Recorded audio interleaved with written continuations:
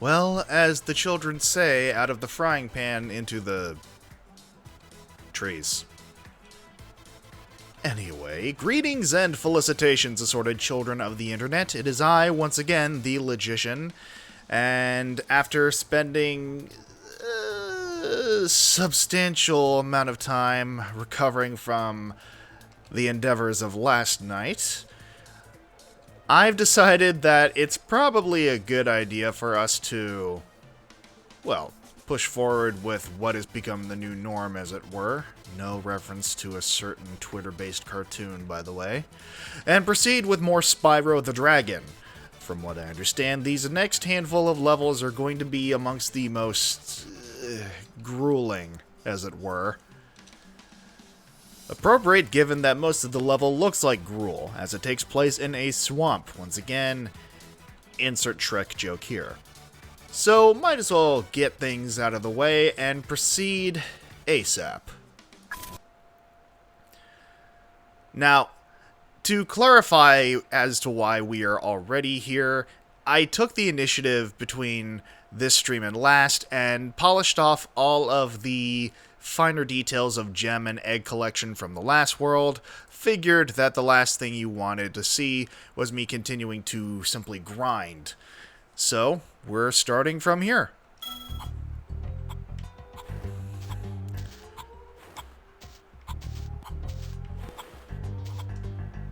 Now, do let me know how the volume of the game sounds overall.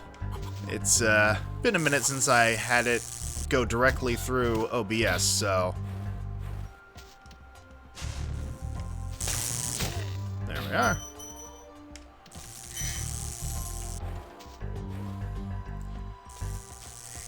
It is I, the Frenchiest fry. Ah, wasn't quick enough to the draw. There we are.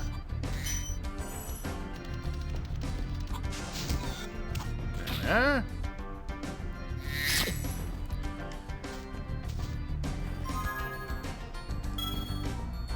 Listen, if save scumming is a sin, then, well, we all know I'm far beyond grace at this point.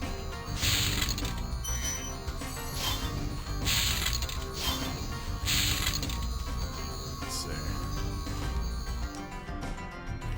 see. I can...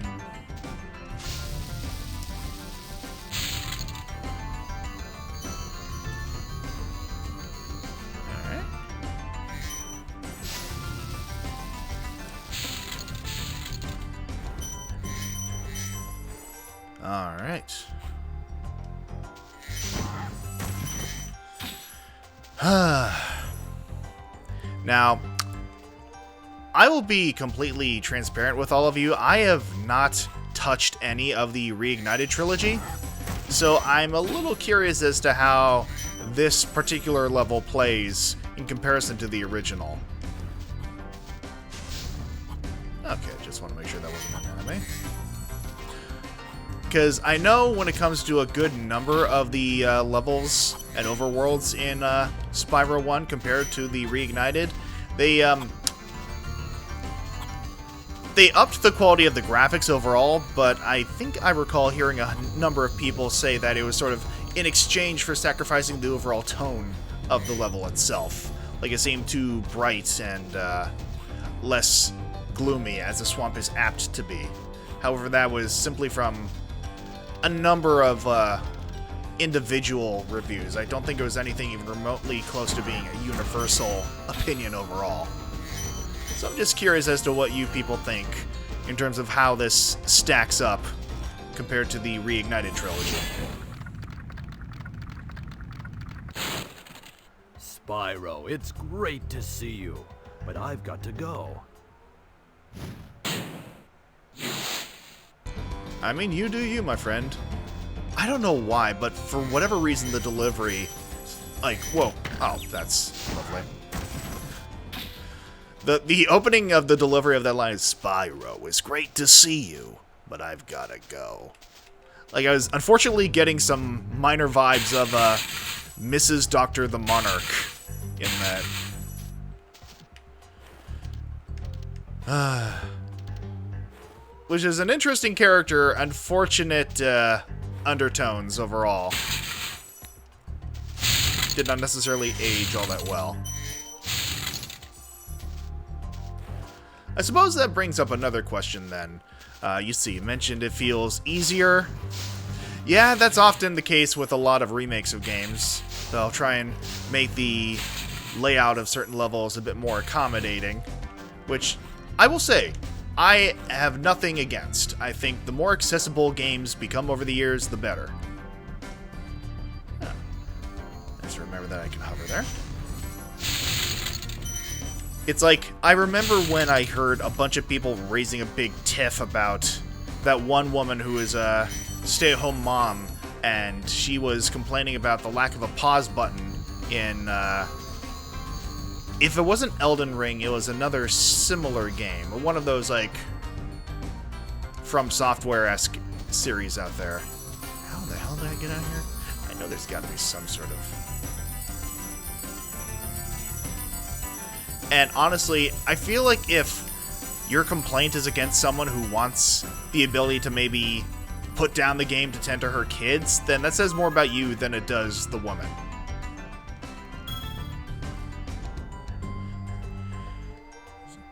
Means we learn more about how we keep things on track. Absolutely. I guess another way to look at it is that the level is more streamlined, which could be interpreted in a number of different ways.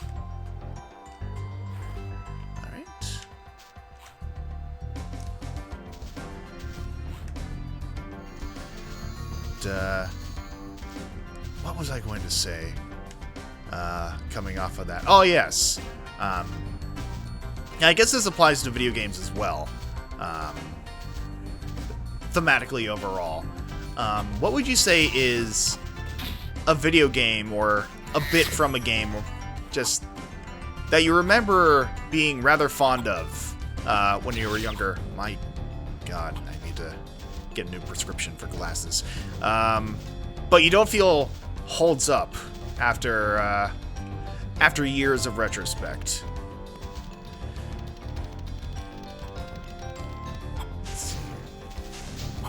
I mean, I would argue that there seems to be a few issues with certain character designs or enemy designs with this game and others of its era, especially among likes of Crash Bandicoot and the whole Islander aesthetic of a lot of those characters. Because, unfortunately, indigenous populations get enough shit as it is when it comes to stereotypes, and we don't need that continuously perpetuated through the likes of modern gaming. I understand there's something to be said about wanting to stay loyal to source material when it comes to video games, but I also think that there needs to be a couple of, not even sacrifices, but rather some adjustments made here and there. Some compromise for the sake of making sure you're not making a complete ass of yourself with how you represent an entire group of people. There was a lot of that in the 90s, unfortunately, and there still is. Far more than there should be. Let's see. Alright, so I'll have to find a key.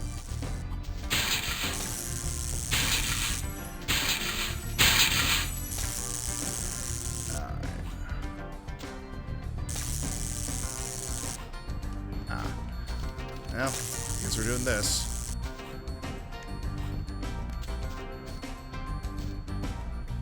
Time it right. Okay.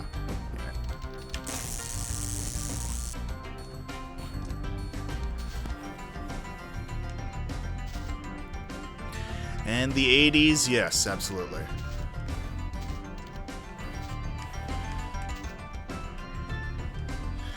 And, especially after a certain,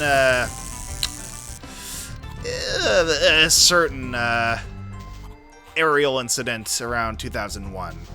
Did not help things very much. Well, I got across anyway.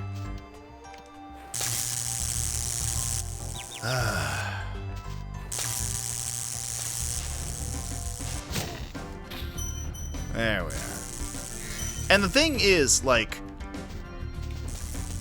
and I need to constantly, well, I don't need to constantly remind people, but it needs to be a constant reminder among people that, I mean, funnily, I can't imagine anyone thought the conversations were gonna head in this direction from a PNG tuber. But it needs saying, institutionalized racism is just casually being perpetuated through modern media to this day. And the more that we are aware of this and reminded of it, I think the more we can at least recognize, oh hey, this is actually maybe not the best way to portray this. Let's try and do better moving forward. It doesn't even necessarily need to be a guilt trip. He's like, oh, I, enjoyed this thing when I was younger, but now I realize it's not great. That makes me a terrible person. No, that's not what I'm trying to say. I'm saying that as we grow up, we become more aware of our surroundings and the implications of those surroundings. And it presents us with an opportunity to learn from that and to make adjustments for ourselves and others by maybe just dropping some reminders, hey, that's actually maybe not great, guy. I don't know, just something to keep in mind. I'm probably the last person who can speak on this subject with any sort of semblance of authority, for obvious reasons. Once again, I highly encourage you to watch a VOD of a roundtable discussion by far more qualified people on the channel of my friend Legend of Boomba, who recently held the second YouTuber, or rather VTuber, God, I'm still getting used to that, VTuber roundtable, which featured a number of people of color as guests, sharing their experiences with institutionalized racism both within and outside the VTuber community, and how it is alive and well, unfortunate as it may be, and just the things we can do to sort of address them as they come up. Just try and be better about the way we look at representation in media and in our communities. Just keep an open mind about what you might take for granted as what you think you know as an established fact or rule of the way things work. That's all I'm saying. But yes, please go check out that VOD. It was a wonderful collection of personalities having some difficult but important discussions. As long as you can recognize it wasn't the best now, we have to remember it was normalized until we got older, and now it's like, oh yeah, that wasn't okay. Exactly. Yeah, that's absolutely my point, Avalith. Just something to keep in mind as we go forward.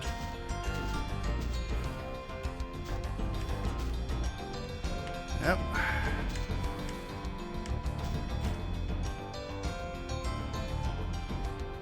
Ah, damn it.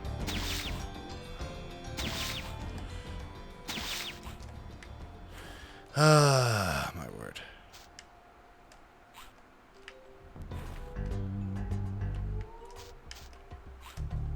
Ah.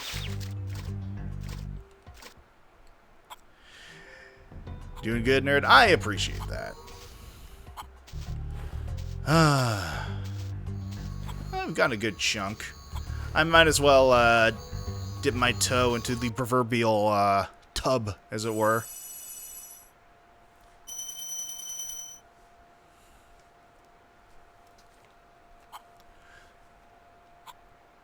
Alright.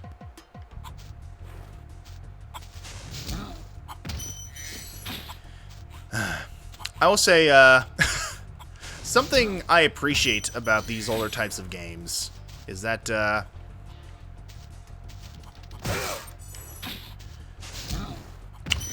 there's a certain level of predictability when it comes to a lot of the enemies. They may vary in design overall and abilities and gimmicks, but they largely rely upon the same overall archetypes. Like,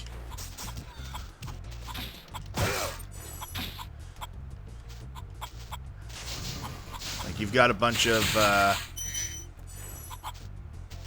Nork, I believe they're called, the primary enemy type of this game. Norks, in various shapes and sizes, as well as creatures essentially summoned from or composed of treasure.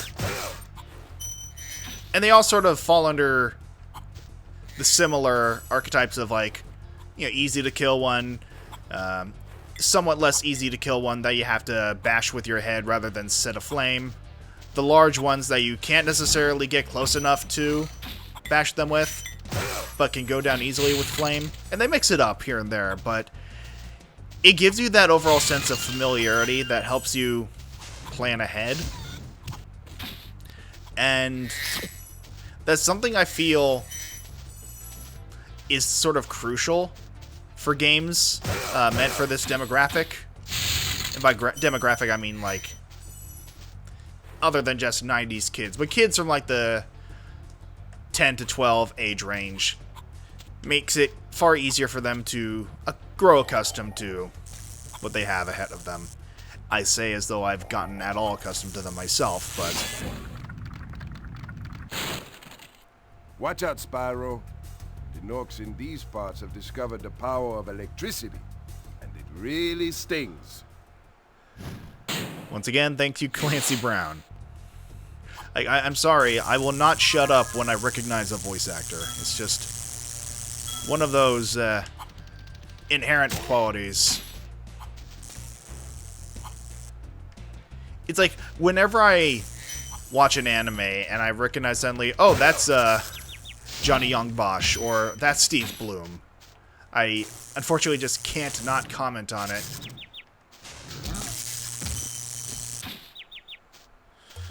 Ah, my word.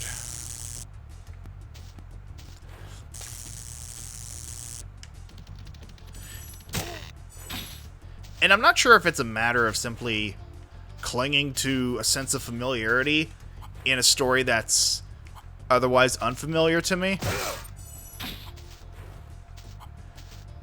I mean, if that were the case, I would find it somewhat ironic, because honestly, my favorite stories are the ones where I don't recognize the actors or voice actors involved, and I can just sort of let myself get immersed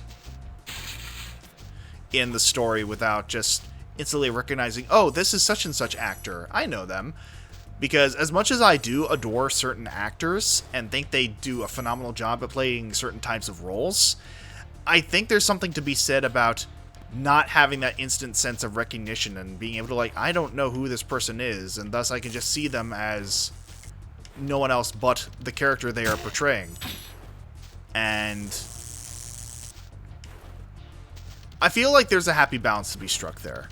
Because personally, I think the best actors are the ones who can help you stay immersed in the story and engrossed in the motivations of a character, even if you do recognize them.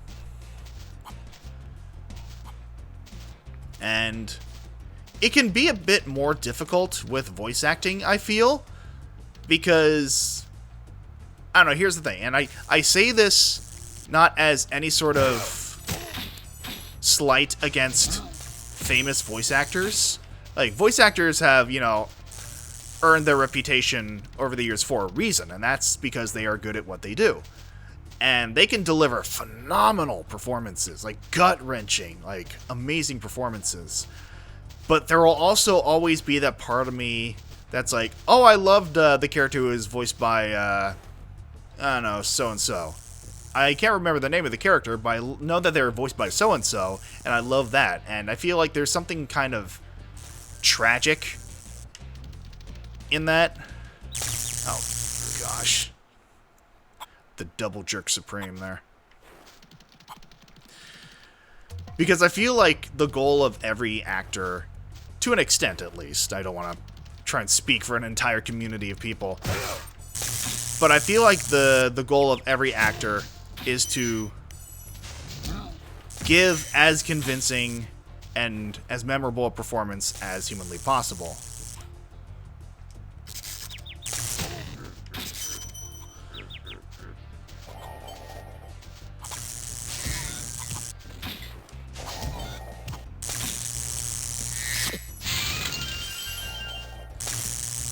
And that gets more and more difficult the more well-known you become as a performer.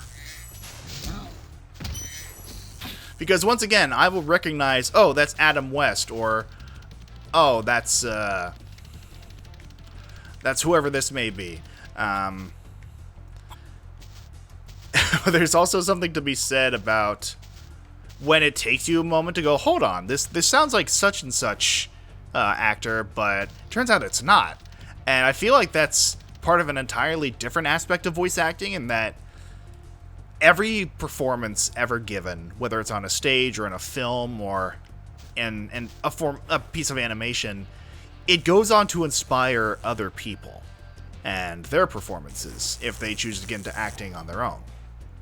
Like, I remember back when I was first getting into voicing Undertale-related stuff in 2015, 2016. And I was coming up with voices I thought would fit specific characters, because Undertale has no canon voice line reading, unless you count the voice clips that are just repeated for the text boxes.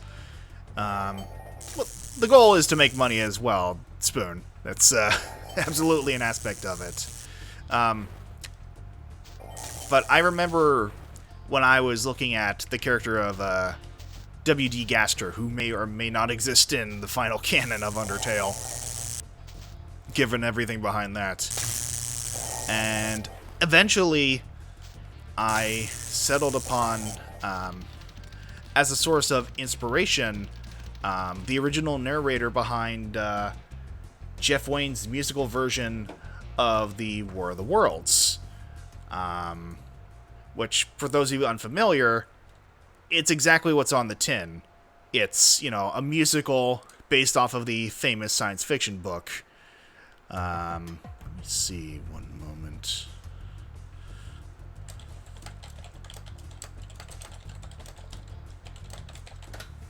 Because I keep... Richard Burton, that's what his name was. Richard Burton, who was, I believe, an actor born and raised in Wales. He was the one responsible for the monologue, like, and slowly and surely they drew their plans against us. And I thought that sort of, I don't want to say regal, but sort of like almost ethereal gait to his performance fit the role of Gaster very well. And so when I was developing my own voice for Gaster, I decided to come up with a sort of variation on that, but make it sound a little more sickly and frail. A bit of strain to the voice. And ultimately, what I came up with was something that sounded like a progression of Richard Burton's performance, but a bit more on the sickly side, as I mentioned. Someone who sounded secluded, perhaps a bit vengeful at his circumstances. Yeah, just my 2 cents on that. Good job, Spyro. One day you'll be able to tell all the dragons about your amazing adventures. Sure, but what I'd really like to do is get out of this swamp. You and me both, buddy. Also, any particular reason you were giving us bedroom eyes there, Cyprin?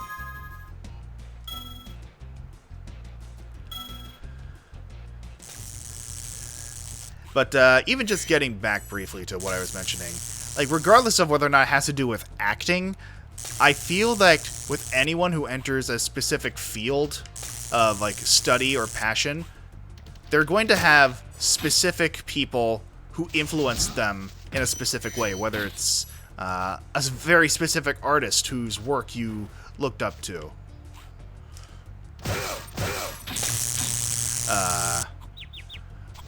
Or if you're a stylist, an aspiring stylist, and you follow the work of a specific model or a specific seamstress, there's always some sort of, like, bleed over and natural progression.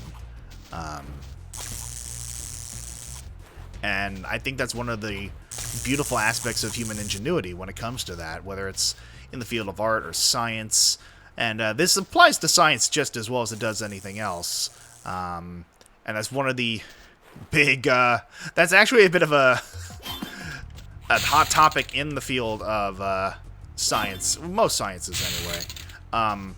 It's sort of the argument that all data and all studies should be shared publicly so as to benefit mankind as a whole, so that everyone can have access to research findings and studies that pertain to their particular field, so they can build upon that research and more easily work towards essentially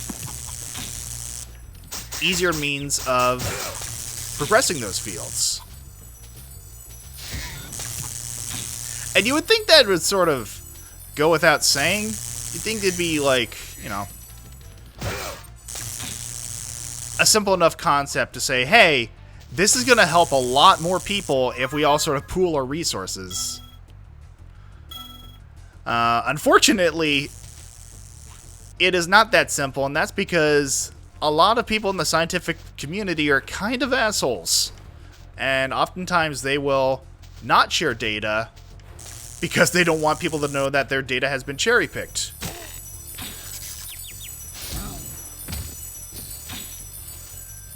It's unfortunately a lot more common than you might think. Now, what do I mean when I say cherry-picking data? Cherry-picking is when you are highly selective with what you say is or is not relevant to a study. Like, if you're a scientist who wants to find out about a certain natural phenomena, and you have a pretty good idea in your mind's eye as to what the outcome is going to be, but the data is not reflective of that. Cherry picking is where you actively pick and choose which bits of data you pay attention to, and essentially sweep everything else under the rug.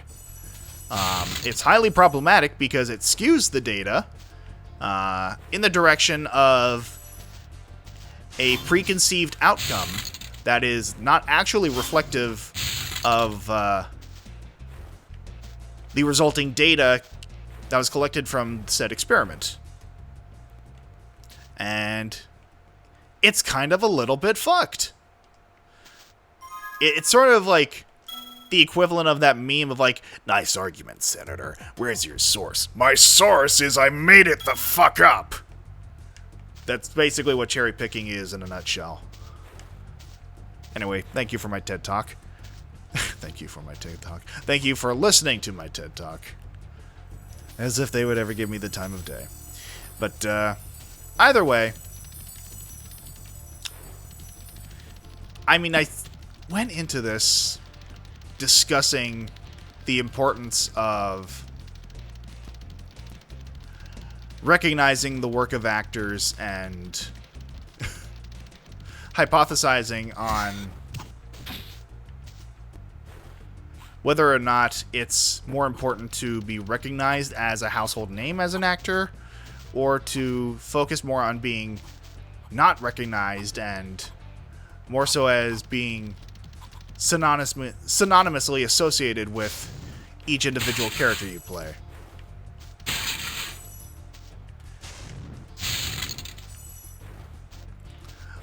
All of which endlessly fascinating, I'm sure, as I play the funny haha dragon game.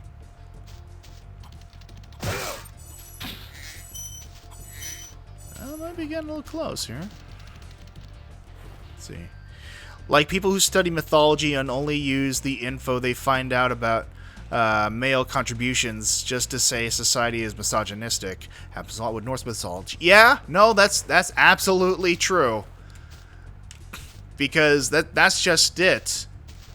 Like, people tend to largely pay attention to the contributions of male-presenting figures throughout history. And oftentimes, you know, AFAB individuals, both within, like, schools of literature and science, they get left behind. And the view of history gets skewed through the lens of pieces of data that have been, once again, cherry-picked as being culturally and societally relevant.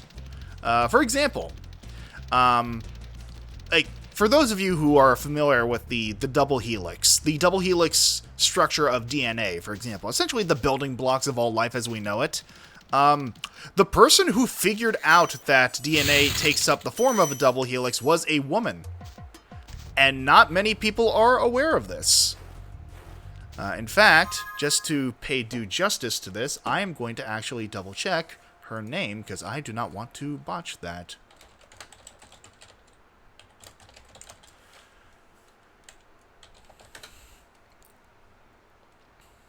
If my internet will agree with me. Rosalind Franklin, that was her name. From the University of Nevada in Reno. She was the one responsible for discovering the double helix formation of DNA. And it's thanks to her discovery that we have made as many discoveries in the field of genetics and mapping the genome as we have. Woman wrote the code that got us to the moon, absolutely. Stacks of papers taller than her. Ah, yes, the glory days of analog coding.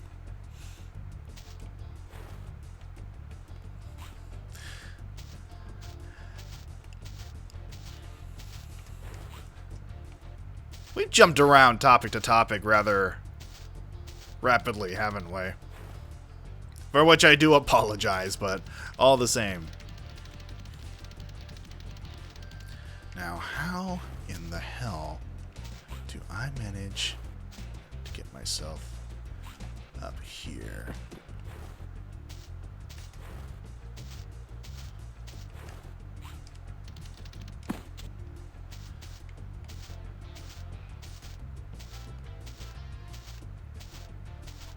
Yeah, well. Let's see. You love researching female contributions to society, as well you should.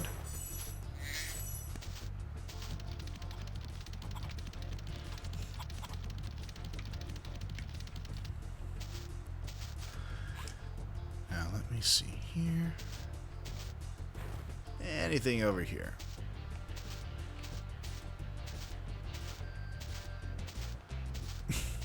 I do love the synthy electric guitar that's just sprinkled throughout the OST of this game.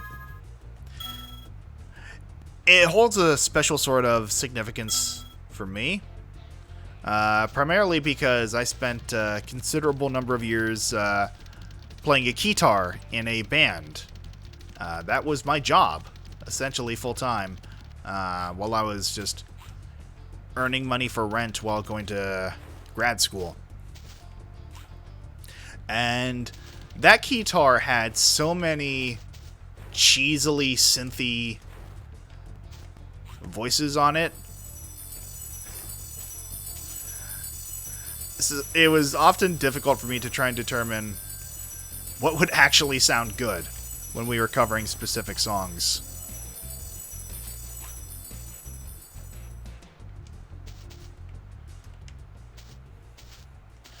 Now, let me see here. I believe that's just the exit. Anything I can do up here? Oh, wait. My dumbass.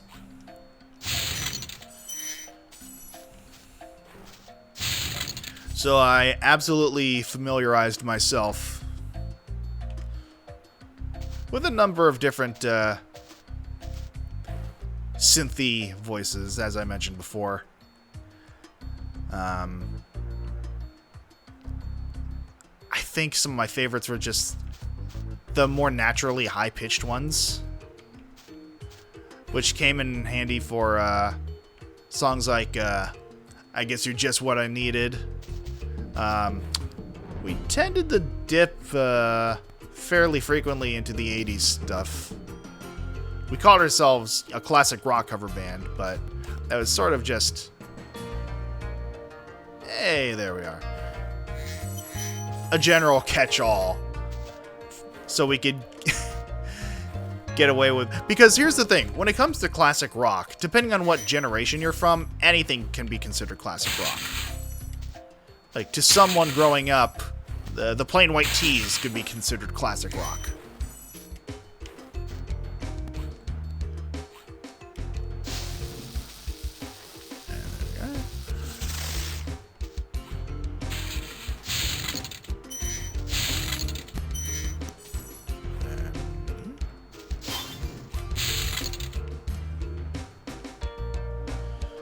And then you, my friend.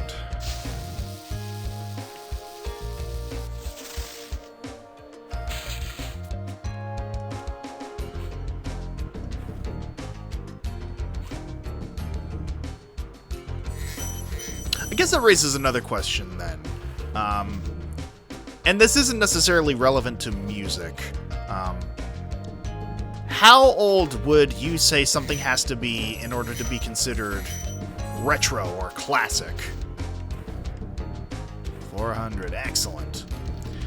Because in my biased eyes, I feel like a good range would have to be something from the 80s or 90s. I say this as someone who was born during the last few months of 1989, so once again, my bias is heavily showing.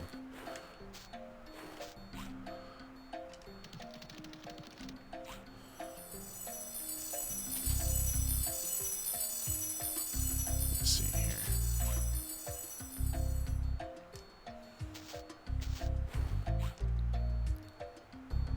There we are.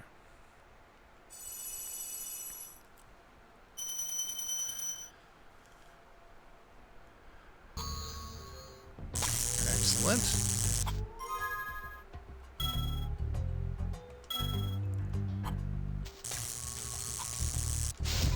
Just grab a snack.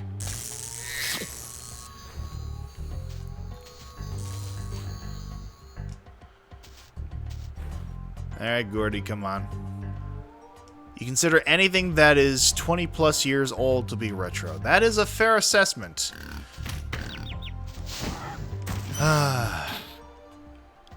Which means, of course, that anything from the early aughts falls under that category these days. Which, given I just had my 35th birthday, does not help with the sense of feeling hopelessly old.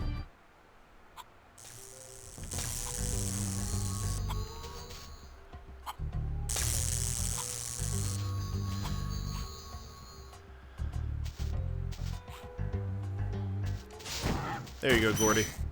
Have fun with that. The Misty Bog. Let's see.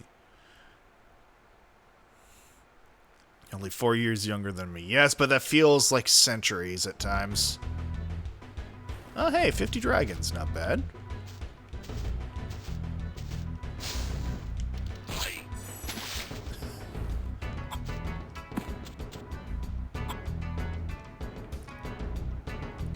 Everybody gets one.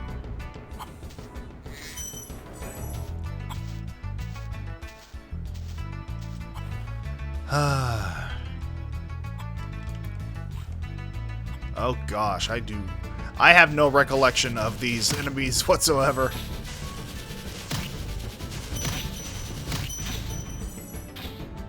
Ah, my word. I can only imagine the horrors of the HD iterations of those enemies.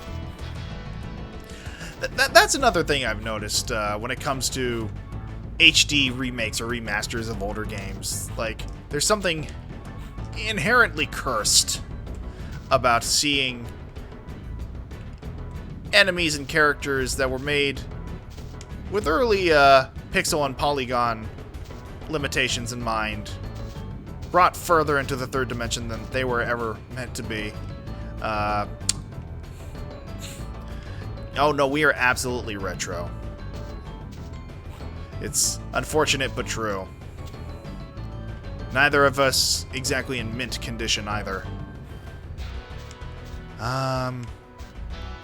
Oh yes, I was thinking as like a prime example of cursed video game assets that probably should not have ever been fully realized. The remake of Conker's Bad Fur Day.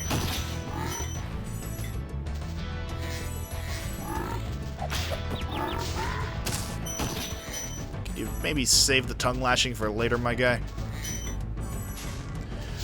For the uninitiated, Conker's Bad Fur Day was a game on the N64, which broken number of conventions for N64 games of the time.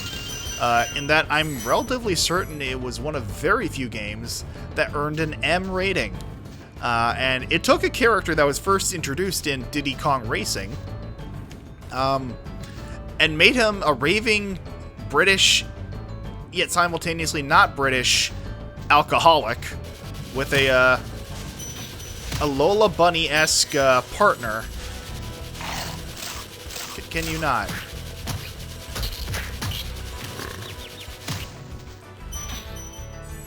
Oh, that took all my health, I see.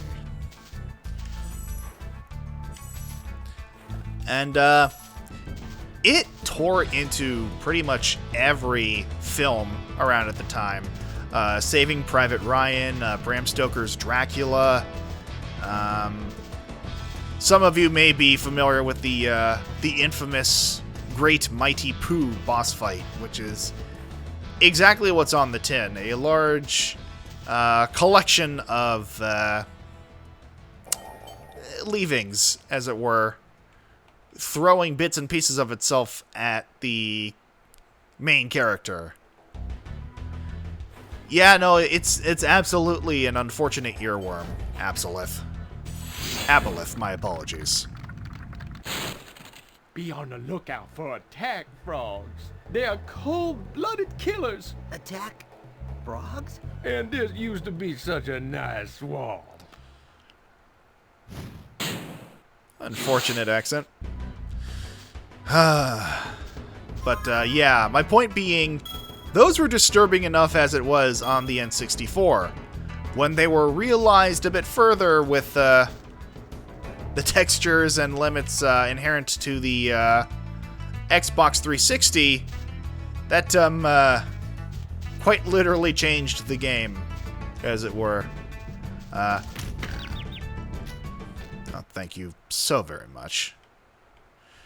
As I said, actually not as I said, but I was about to say, in the same vein as the, could you not?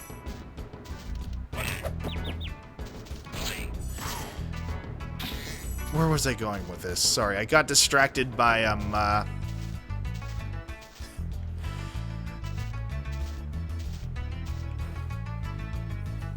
don't even know where I was going with that. The flower. We don't talk about the flower. We don't talk about a lot of things without getting on a list. The flower is among them. Ah, my word. But, yes. As the game likes to cite, it was all very context sensitive.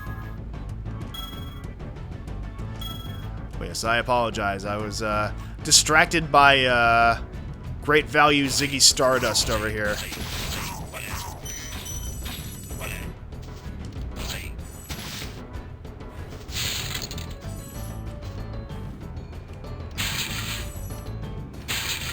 Not even Ziggy Stardust, like Diet ABBA.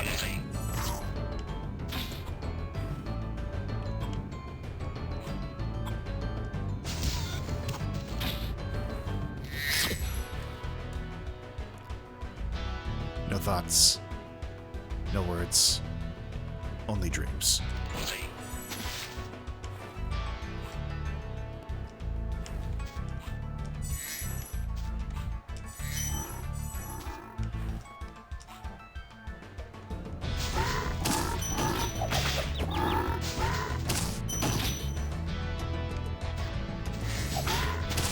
There we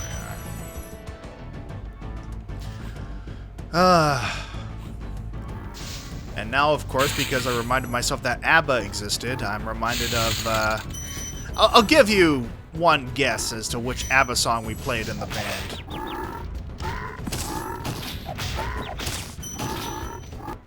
It's exactly which one you're thinking.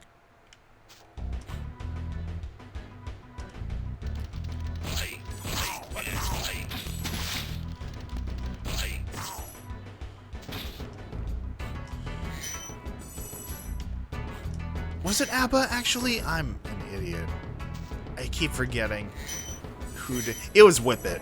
The joke here is that it was Whippet.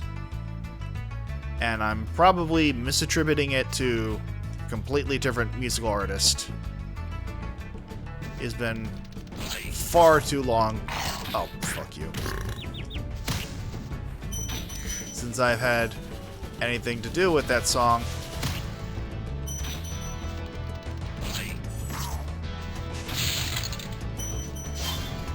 And, as we have covered, as pertaining to a number of different topics that have not aged well, one thing we can agree on is that it was, in fact, acceptable in the 80s. To an extent. Thank you for releasing me.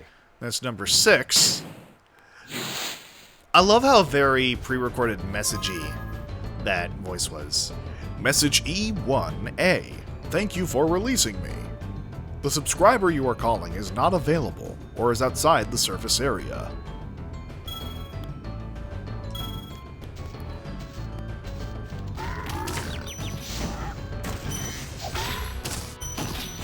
There. Was there another frog?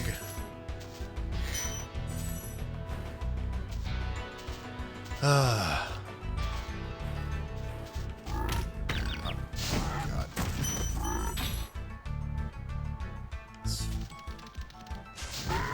There.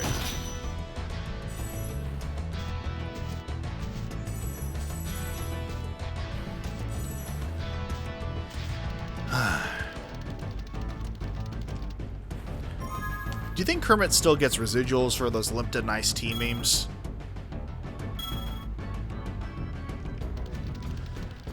Like, no one remembers the actual commercial the meme came from.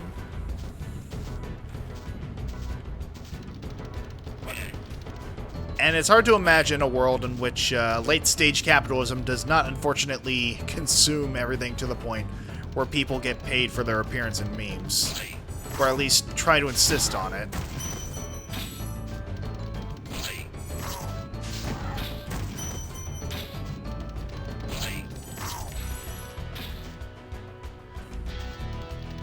People have tried to trademark the most absurd things over the years. Case in point, I believe it was Paris Hilton who tried to copyright the phrase, "That's hot." If memory serves.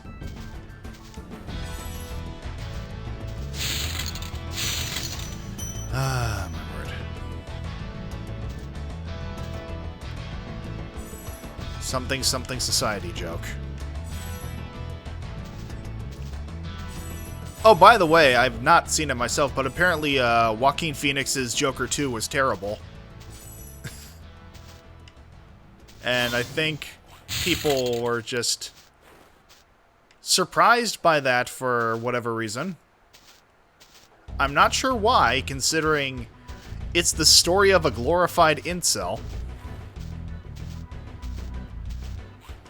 One who is in serious need of mental health support, but an incel nonetheless. And then people were surprised, somehow, when the sequel featuring Lady Gaga as Harley Quinn, who in no way, shape, or form is even remotely recognizable as Harley Quinn, did not perform well at the box office. I'll tell you what to do with those creatures. Smash them, Spyro! Stamp them out and squish them and squash them! How about charge them and flame them? We are dragons after all. Don't kink shame.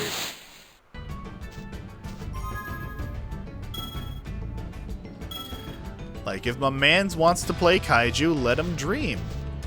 Let him live, Spyro. God knows your franchise hasn't.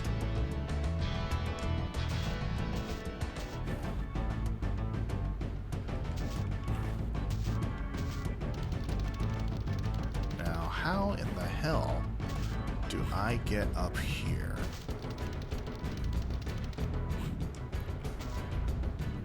I can tell that I need to get up there. It's just a matter of actually doing it.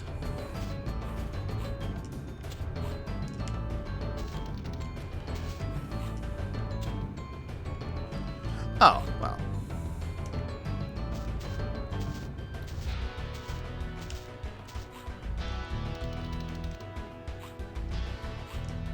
Some good old-fashioned platforming magic.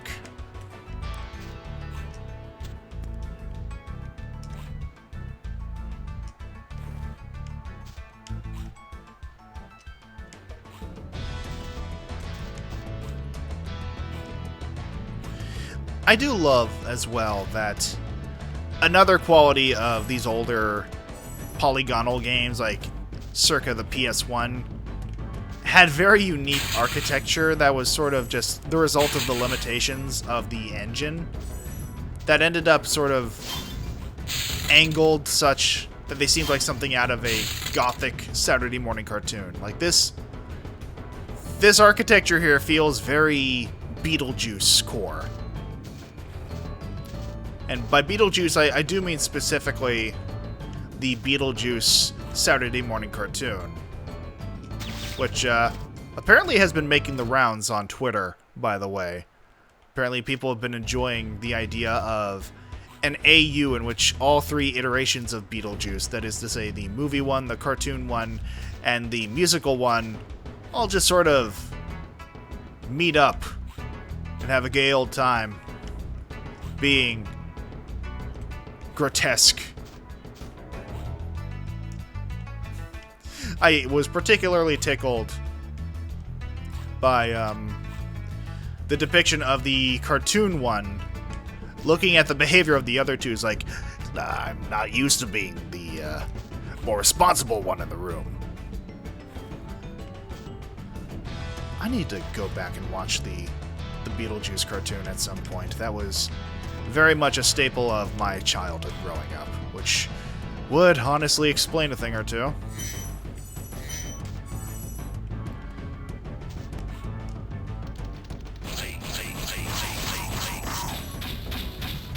Combo breaker!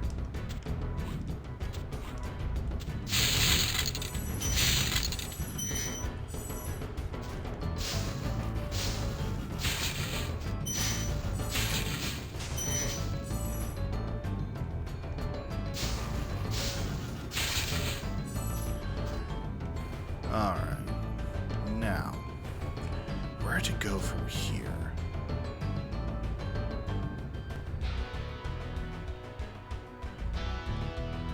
I will say the benefit of this game is that you can also tell very much if you see any twinklies in the distance, as it were. That's a good indication that there's some treasure in that direction. Don't believe I missed any treasure early on.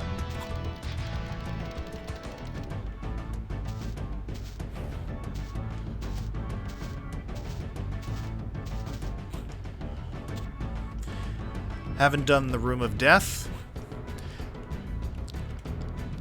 Well, I imagine I will get there in time. It's one of those certainties up there with taxes and obnoxious streamers.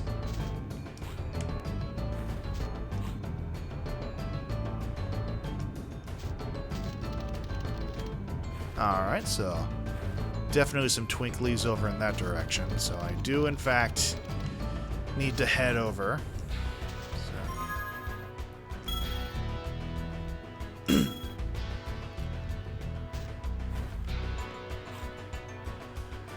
Gentlemen.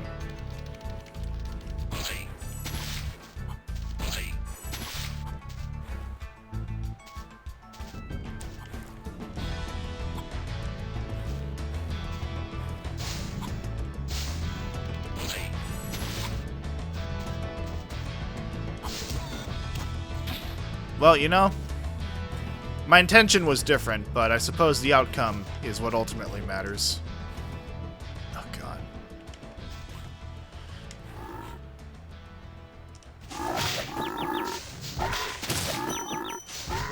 There.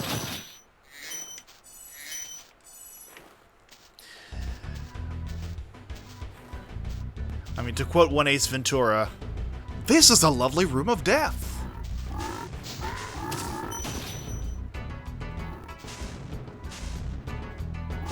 Come on.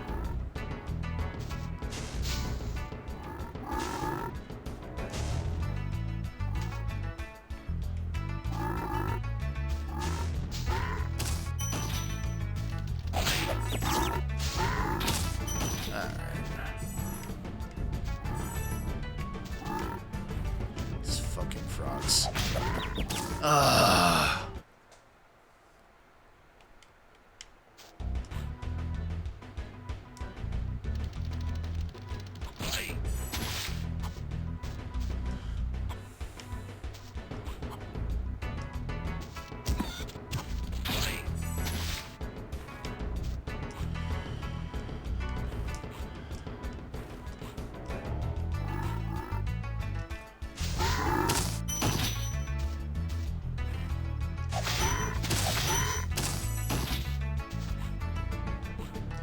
Now up we go.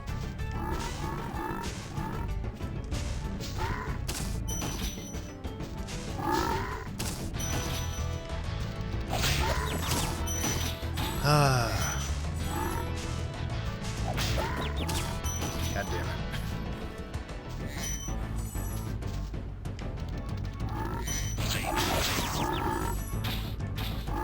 Alright, come on, you fuckers, follow me.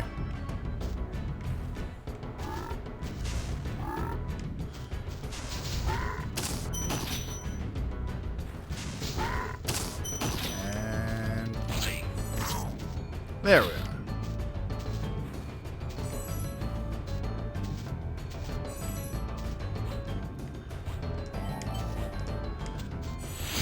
Alright, lay it on me, Damon. Thanks for releasing me. It seems like I've been trapped in here since I was your age. No, no. Why, I remember... Gotta go. Okay, so that's actually fucking funny, considering I'm pretty sure they're both voiced by Tom Kenny.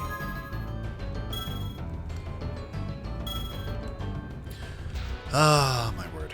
Alright, so...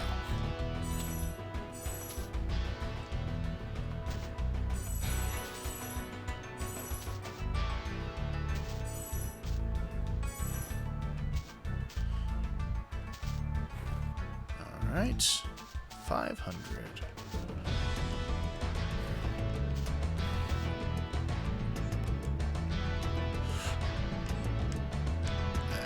And thought I saw a little island out there, but you know what? I'm gonna play it safe and save there. When you dash and jump again, you get a little wiggle. Maybe in the second game. That is entirely possible.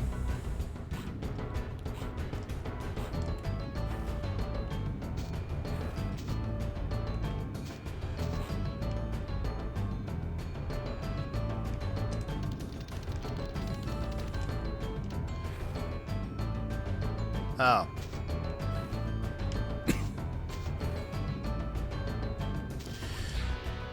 Well, I think I need to just make my way downtown walking fast.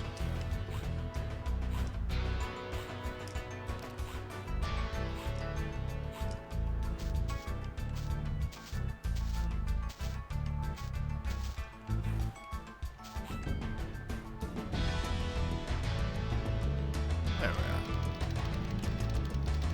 And then, just skip to Maluma, darling.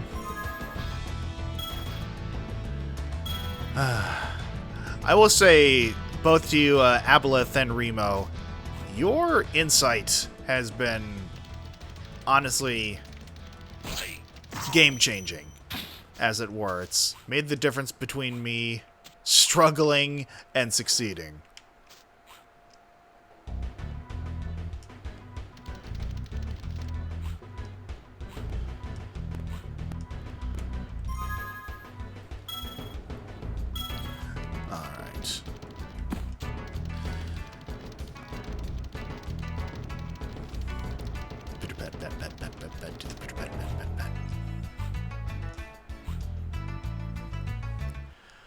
All right.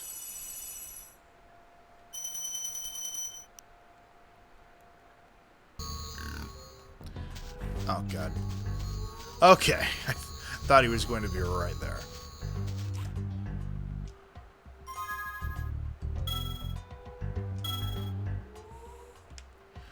Now, I believe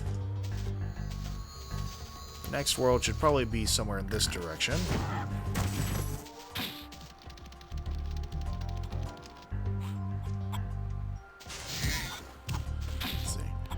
The double jump, if you jump then charge, you get extra height. Good for out of bounds. I will keep that in mind. Oh, God. Well, we found it. This, guys, gals, and non-binary pals, is the infamous tree charging level that was essentially the bane of every child who played this game when it came out. You are about to see what I mean in just a moment. First, for the sake of topping off the tank, even just a little bit more. Anything else around here jewel-wise?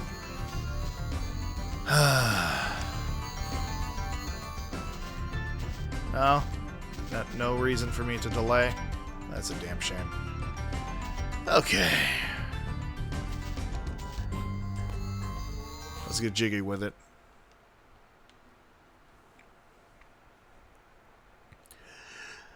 And so it begins. Oh. You fucker of mothers. Once again, unfortunate, designs are unfortunate. Keep in mind, once again, as I mentioned before, this was made during an era where depictions such as these were considered socially acceptable. Spoiler alert, they were not. Never have been acceptable. Except by those who were ignorant enough to believe, so. Oh boy. Did you throw a chicken at me? How dare you?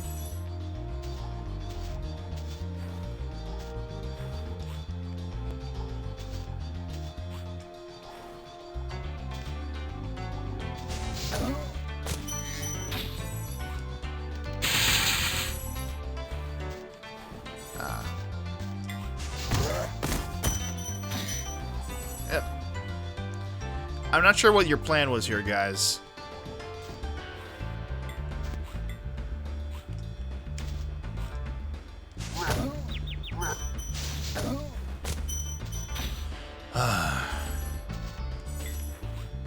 That is, of course, assuming there was a plan to begin with.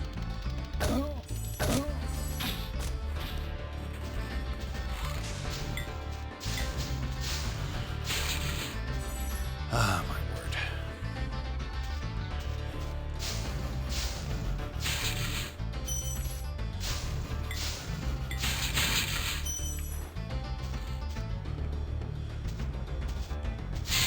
You I'm definitely going to need.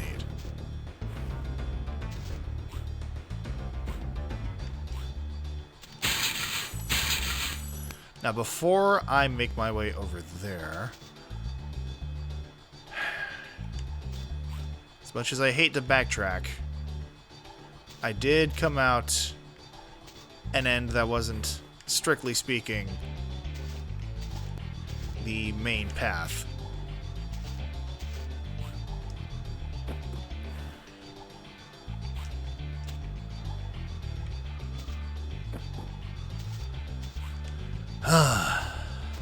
Let's see here.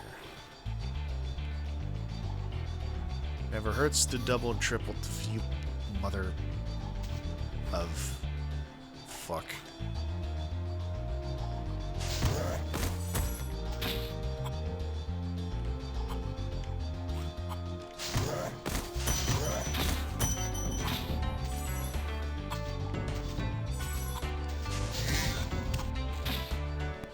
Now, if you would please.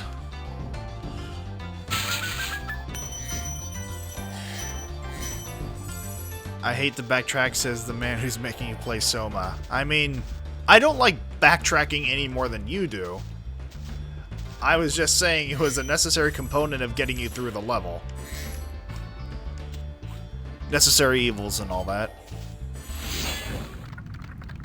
Isaac. Spyro, if you jump at the end of a supercharge ramp, you can really go far. I'm all over it. Diet Duke Nukem sounding ass. Like, he sounded more like Tien Shinhan than he did Nukem. Like Tien Shinhan doing a Duke Nukem impression. That's a horrific mental image. Anyone who's so inclined, feel free to visually bring that abomination to life. Alright, so as you can see, the supercharge arrows are back. I want you to keep in mind what it is they're asking of us here. That is just the beginning of many tracks. We are going to lose many lives.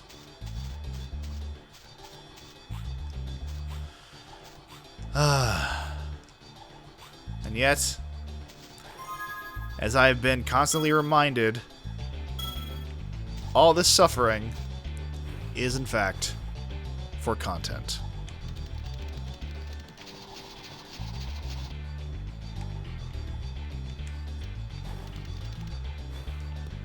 Now, if I had continued supercharging, I could have smashed into that, but I want to sort of scout the area, as it were. And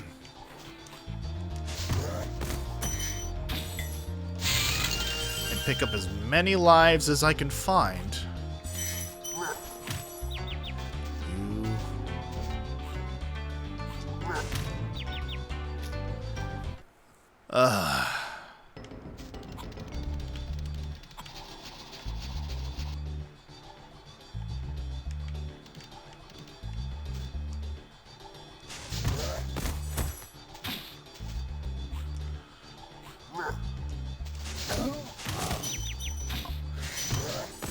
You know, I'm just going to assume those were your feet and spare myself another few months of therapy.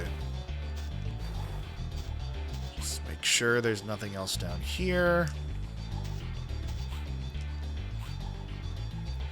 Let's see. Hello, Avi. Thank you for dropping by. You actually have the remasters on Steam.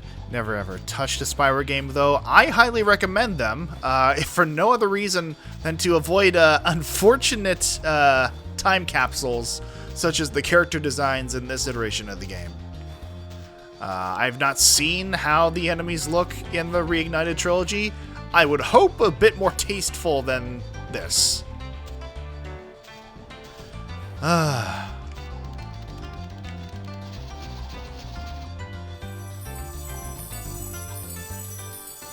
Oh, what? As you do. Don't you just love it when the level chews you up and then spits you back out again? Oh, oh, Nelly.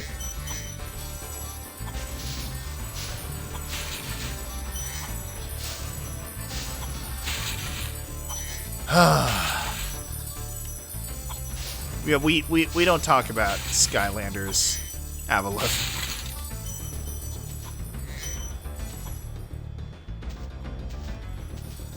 Otherwise known as the Death of Hope.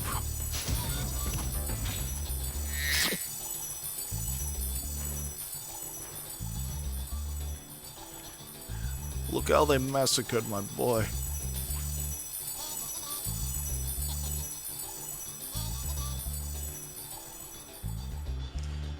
All right.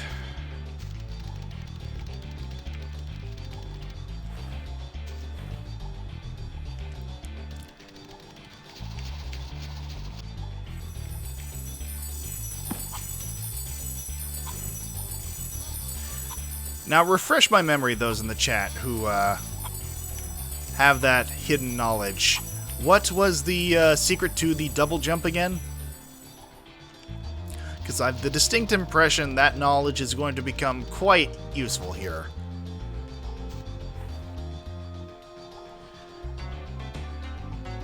Let me just go ahead.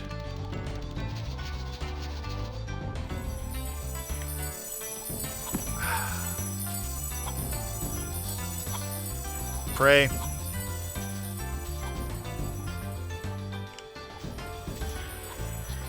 Don't need the double jump? Well, that's convenient and hopefully true.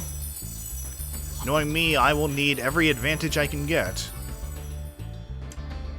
Pray, cry, yeah. Eat, sleep, pray. I'm sure a few books of coping mechanisms will come to mind by the time I'm through with this. Case in point. Let's see. No double jumping, just pray that you can stumble upon the right path.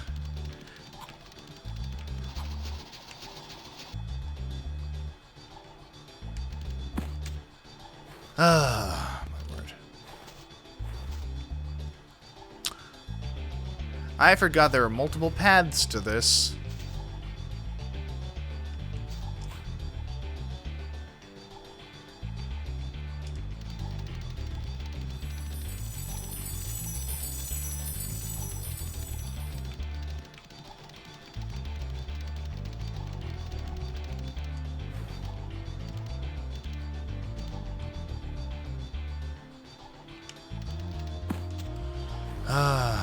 Yep. The level that breaks people.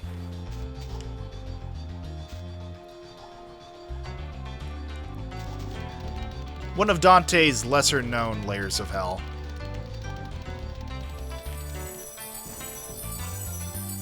Right up there with juice that makes you explode.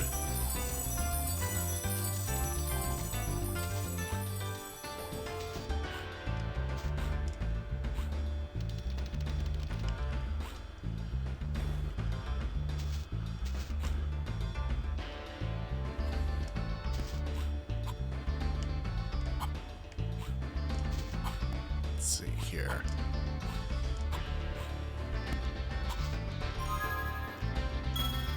And there we are.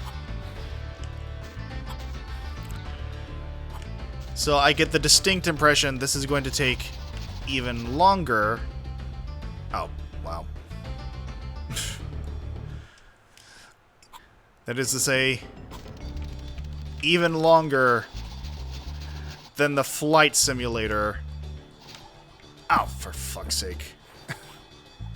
Levels. I was right there and I passed over it.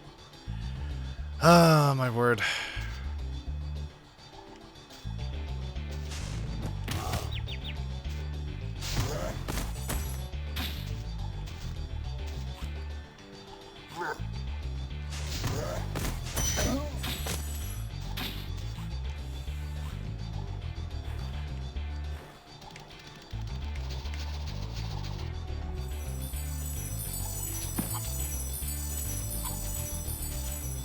I see you over there.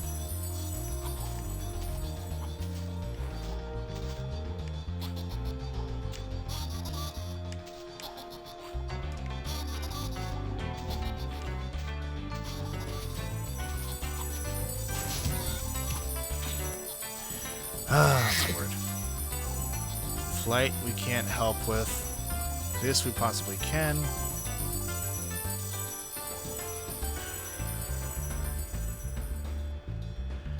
Now, is the secret here? Because when I went into the glittering updraft, that just sent me back the way I came. Takes people an hour and a half to 100% the level. I believe that. Honestly, I think the last time I saw anything of this game before I picked it up myself,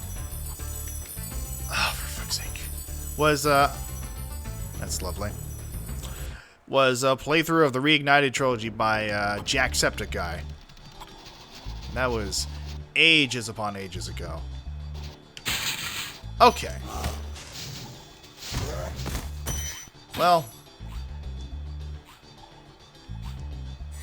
All that for 10.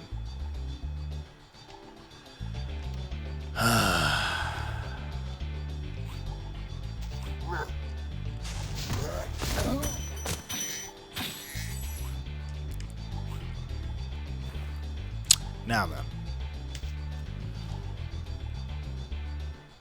It's just a matter of, I assume, getting the jump as soon as you reach the edge of the ramp to make your way all the way up to where the egg thief is.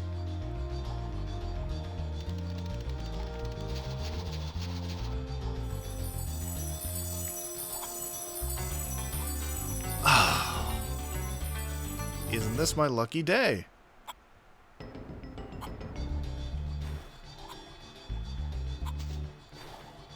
There's a dash ramp that you have to jump from.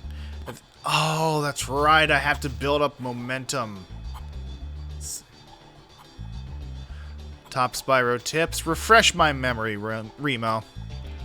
It has, in fact, been a hot minute.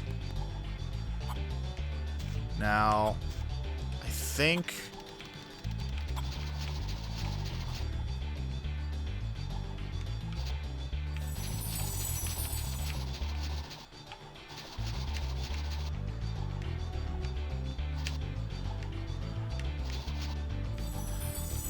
Ah, damn it. Okay, so I have the right idea. It's just a matter of execution.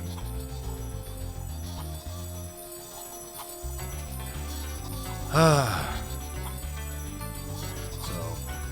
more jump, more speed, more flame, more chill, more hydrate. You know what? I should hydrate.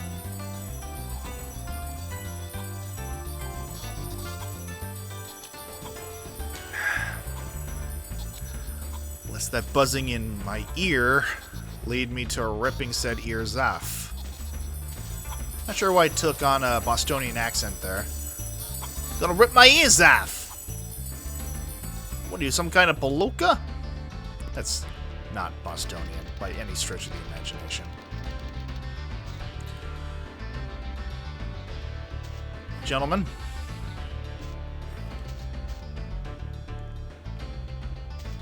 I wonder... Okay.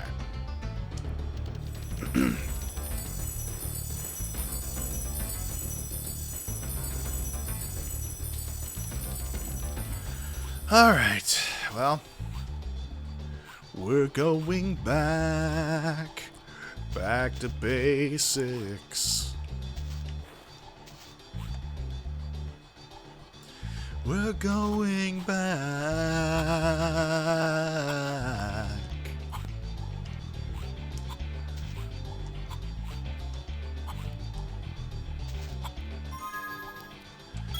Let's give it another old college try. I would say wish me luck, but luck has never been on my side.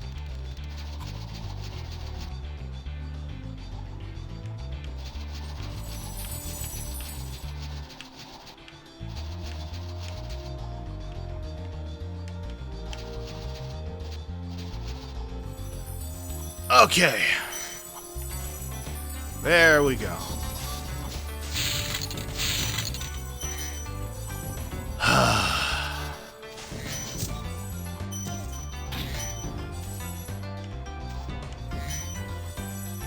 So, there's that. I got the easy one done. Oh, good!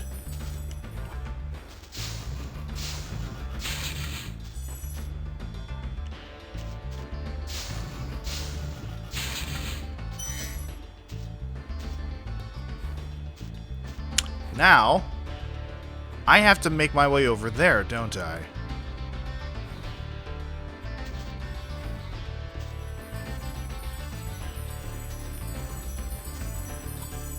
Now, how in the actual free-flying fuck do I manage to make my way over there?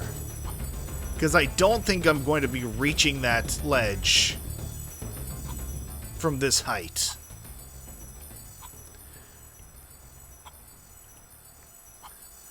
I can only imagine it has something to do with me going all the way back and doing that rigmarole yet again. Oh my god. Now the issue here is whether or not I go down here to save. Actually, I don't think there's a save point there, so it wouldn't matter.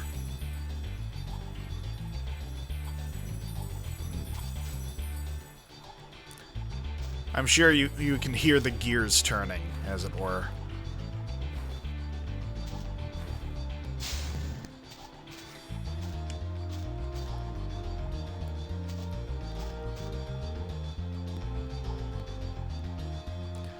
Ah, my word.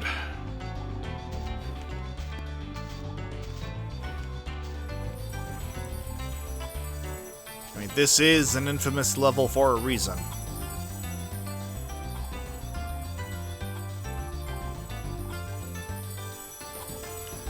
I feel as though you're all just waiting in anticipation for me to make the wrong decision.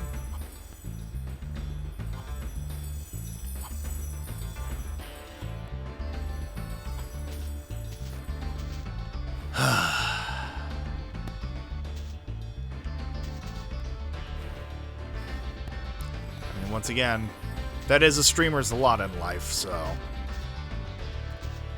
You know, I'm absolutely not making my way over there from here.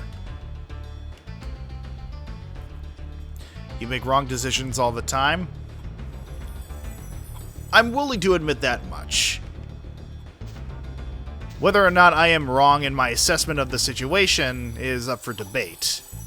It's just a matter of whether or not the particular execution for a solution is warranted.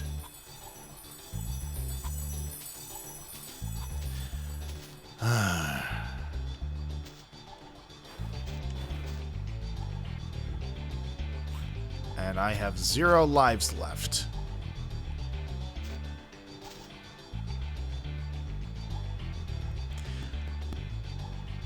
Enough standing around. It's time to do or die. You know what? Fair enough. I think what I am going to do is make my way back over here, earn a few pearls so I can at least get 1 more life.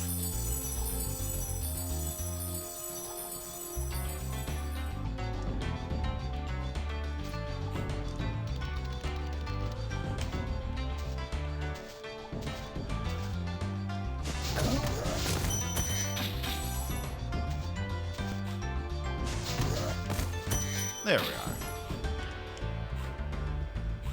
And then...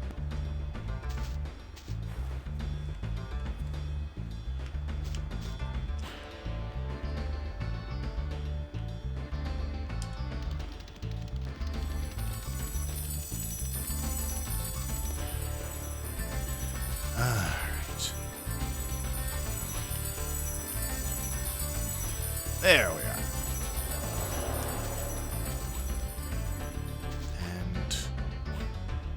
Gradually, slowly I turned, and step by step, inch by inch. There we are. Okay. Hello, Zach. Thank you for joining us. You're just in time to see me suffer. But I suppose that goes without saying, it is one of my streams. Now, I can see...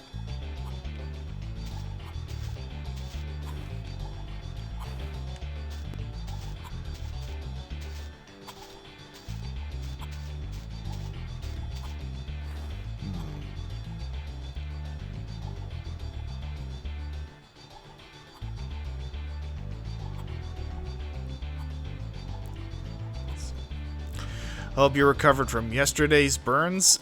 By and large, yes. Right now I'm getting a different kind of burn. In trying to figure out the sequence of events necessary to navigate my way through this deceptively aesthetic hellscape. Because somehow I doubt it's as simple as charging through here and making my way over to the tree trunk. However, I do need to eliminate my options one by one.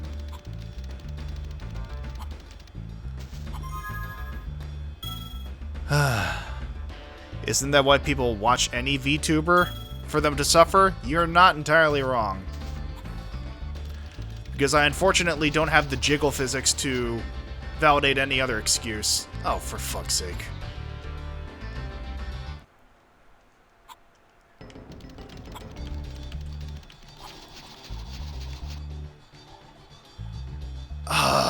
Well.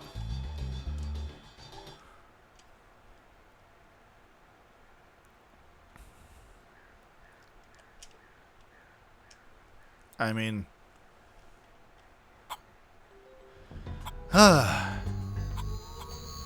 The good news is our progress was saved. Such as it was.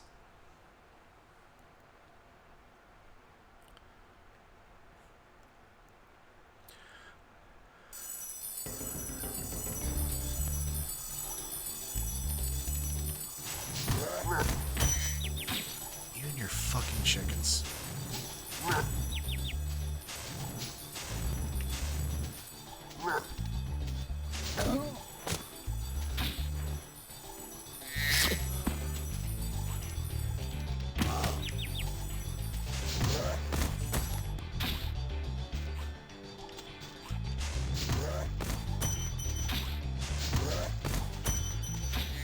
Now, where in the actual free-flying fuck did that green thief go off to?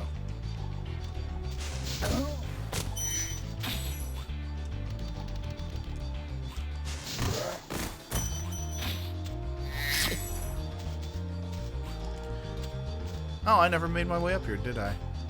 Didn't I? No, I did.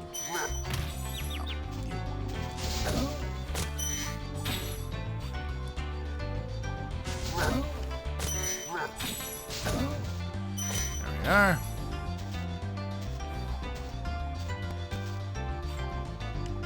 Oh, that's right, I never made my way over here, did I?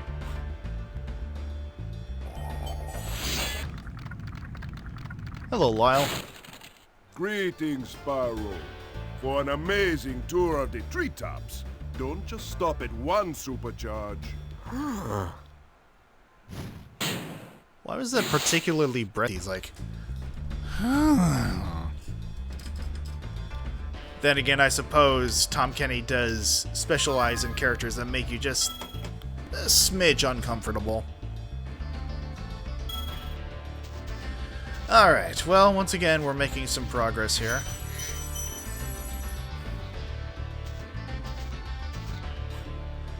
Yeah, see, I thought I remembered there being a higher peak than the ones we'd reached before, but I unfortunately have the memory of a goldfish when it comes to backtracking to this extent.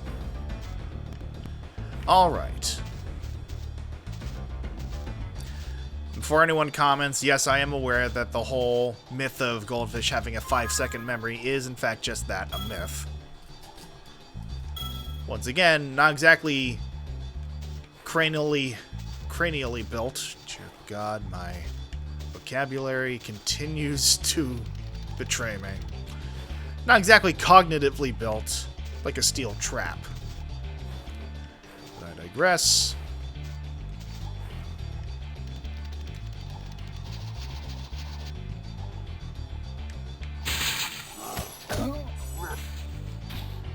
Why? Because fuck me, that's why.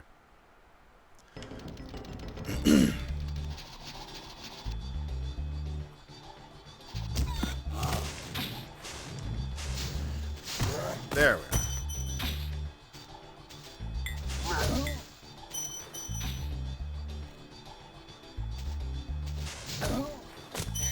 are. Back to the shadows!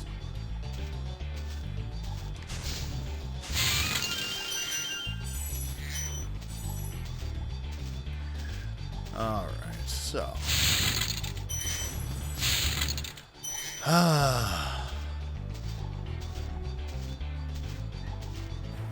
Alright, number of options here. Oh.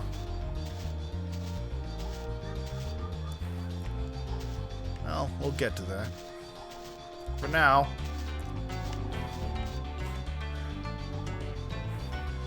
Let's see where this leads us. Ah! Yes.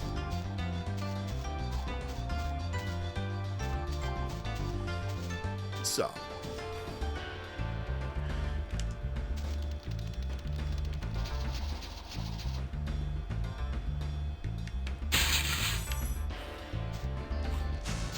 Hey, buddy.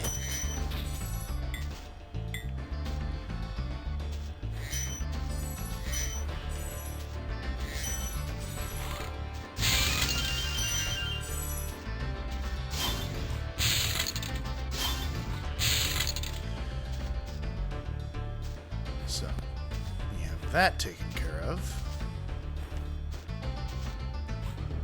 But after that, no real way to backtrack. Well, actually.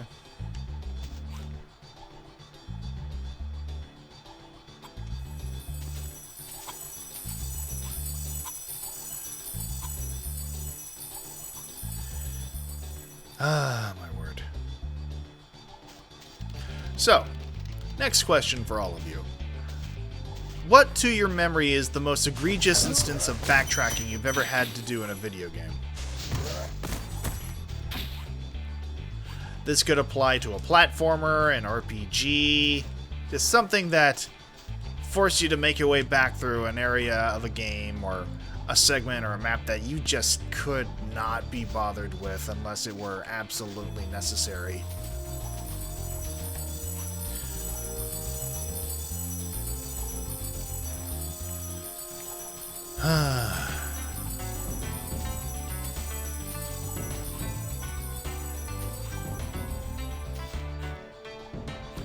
Because honestly, I think that is pretty much one of the main reasons why I never got as engrossed in 3D platformers as I did the 2D ones.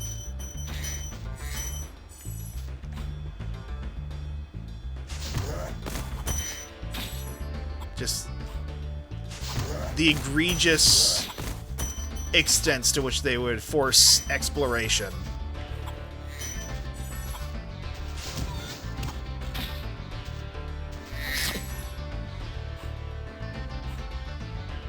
I just realized I made my way down the wrong path. Ah, fuck me, because of course I did.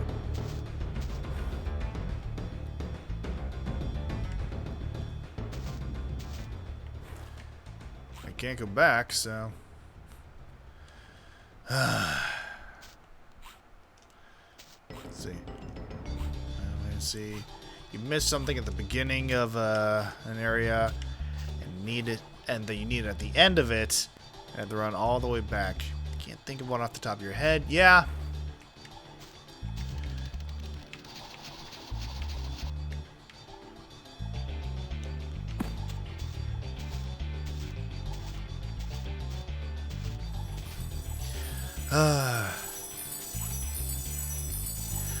I don't want to say that this is one of those games for me, because I do very much enjoy this game.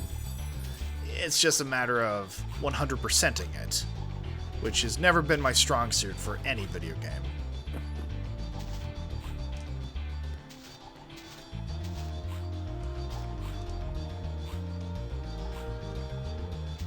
Not missing anything up here.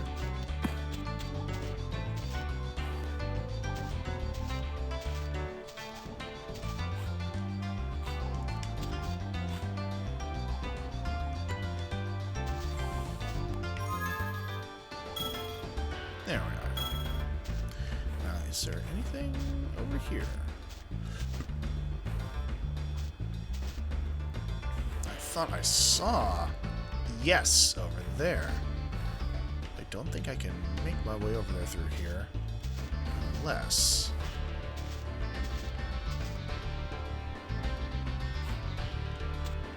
No, not quite.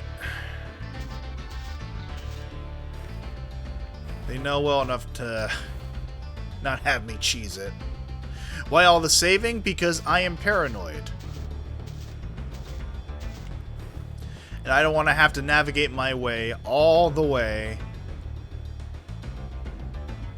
back up to where I need to be.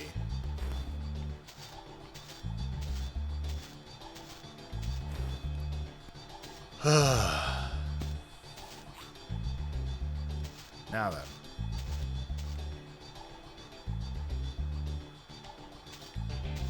If I am not mistaken, the place where I need to go next is over that away. I see the green thief over there. It's just a matter of figuring out the right path to get there.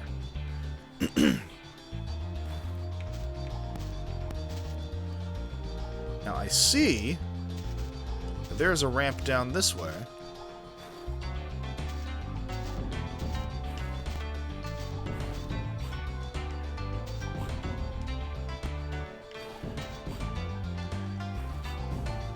But how do I actually get up?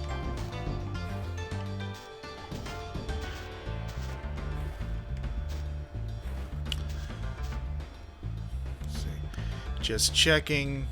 You understand the checkpoint system is that you don't need to save to set checkpoints at the checkpoints.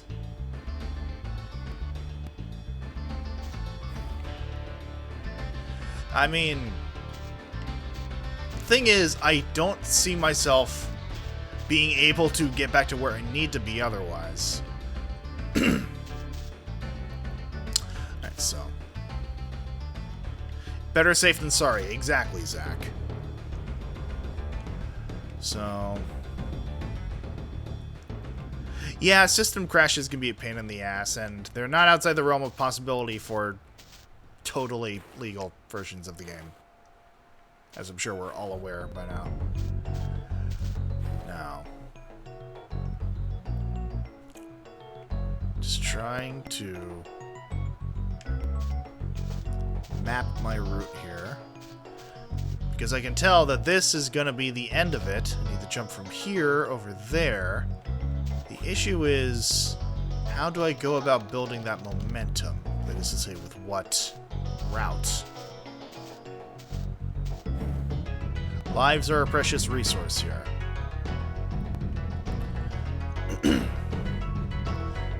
I see that there is that secondary ramp over there.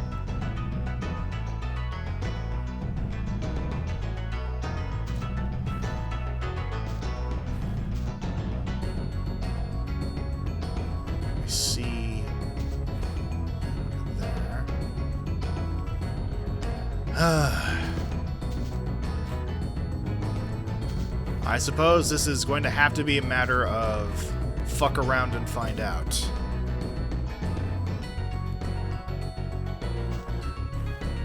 Ah, yes, thank you for the cheer there, Zach. Keep it alive! Keep it alive! As the children say, fuck it, we ball.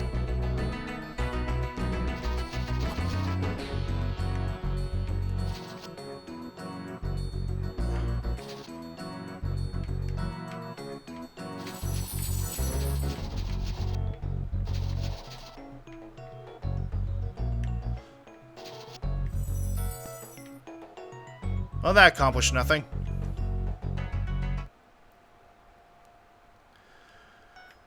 Alright, and now that I'm back here, since I saved at this specific checkpoint, don't have to worry about traversing my way up here again and wasting time.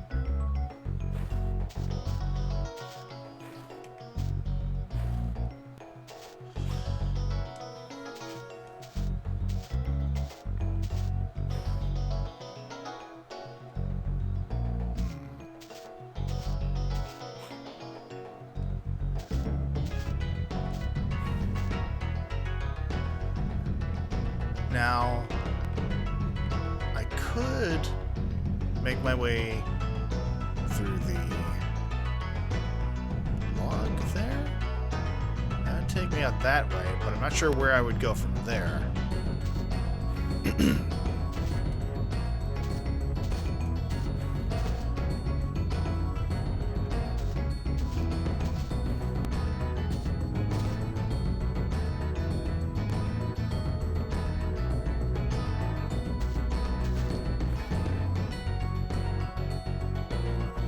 This is obviously what you people came here for, right?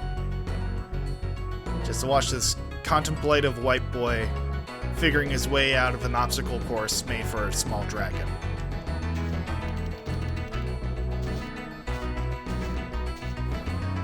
Well, there's some small semblance of comfort there, which I do appreciate, Zach.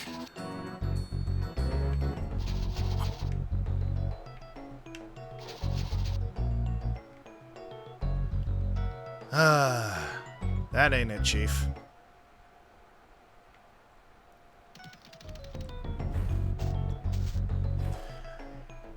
You're here for the mental breakdown about 20 lives lost. From what you can remember, there's a jump you have to make down a dash ramp through a room to go up or backwards up another ramp. So what you're saying is I was on the right track before, it's just a matter of finding the right exit from there. Without just looking it up. Okay. Now ultimately I know I have to make my way back in this direction because of this ramp down here. It's just a matter of how I get over there.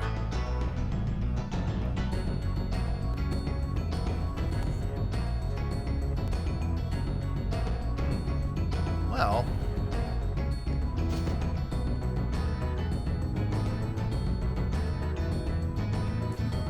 screeches. Yes, the screeches are appreciated, Emmett. Thank you.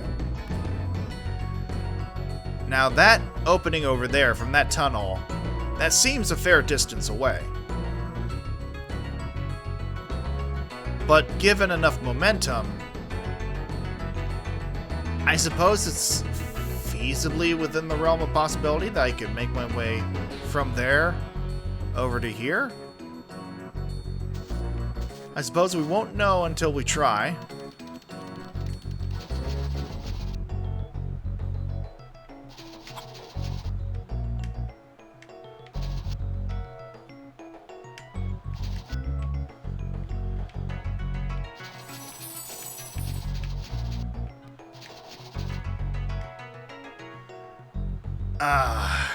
No, not so much.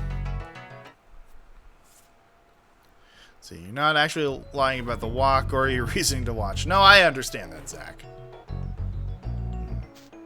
See, I feel like there was something to that path I was taking. It's just a matter of getting...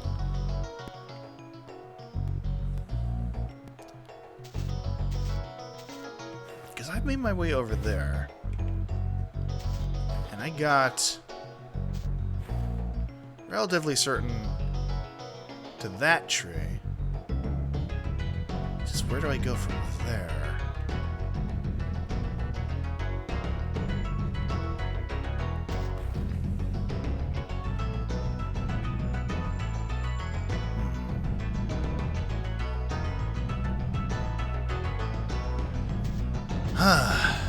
Well, it's again time to experiment.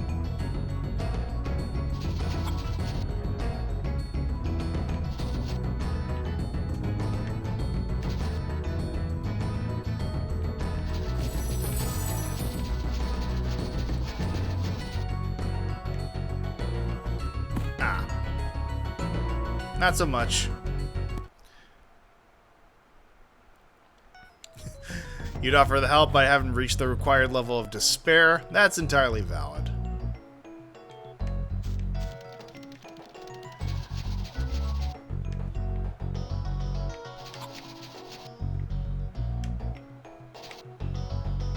Well, that ain't it, Chief.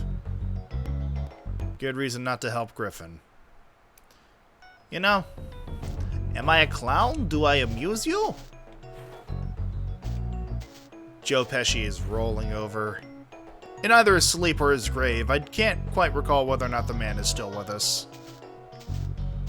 Either way, I can assume he is none too pleased.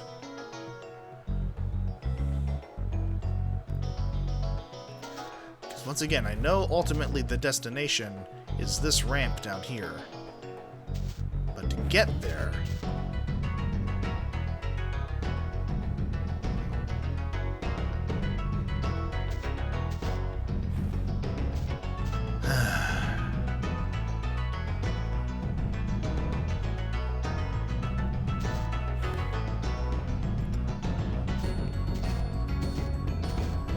I'll give it another couple shots, and if I can't figure it out, I might look to some external resources, just to expedite things.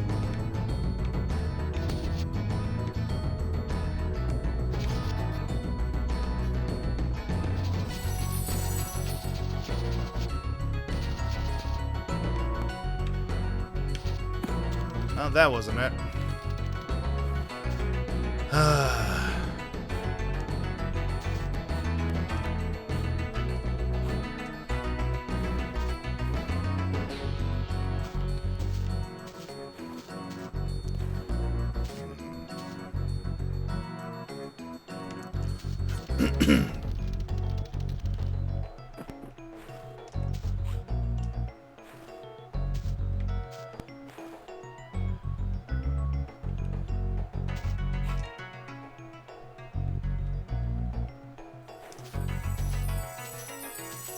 I suppose this brings up another question while I'm figuring these things out.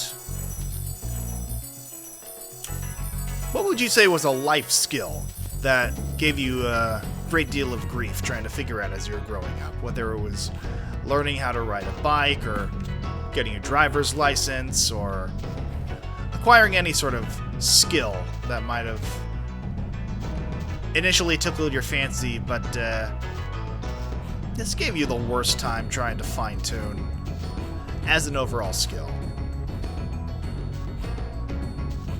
Riding my bike was among them for me. And while the actual process of learning to drive a car was not in and of itself inherently difficult, my nerves building up to the actual acquisition of my license got the better of me on more than one occasion. In fact, the entire reason why I failed my first take at the written portion of my driver's exam was because I mixed up my left from my right due to being so anxious. Learning where and when to not mask certain social behaviors. You know what? That is absolutely valid as someone who is also technically on the spectrum. It can be rather difficult to read the room when the room has a lot of unspoken rules and social aggressors woven into it. Let's see. What did you miss? Literally nothing. I'm willing to wager that we have not made any sort of meaningful accomplishments in the time you have been gone. So fear not. Ah, my word.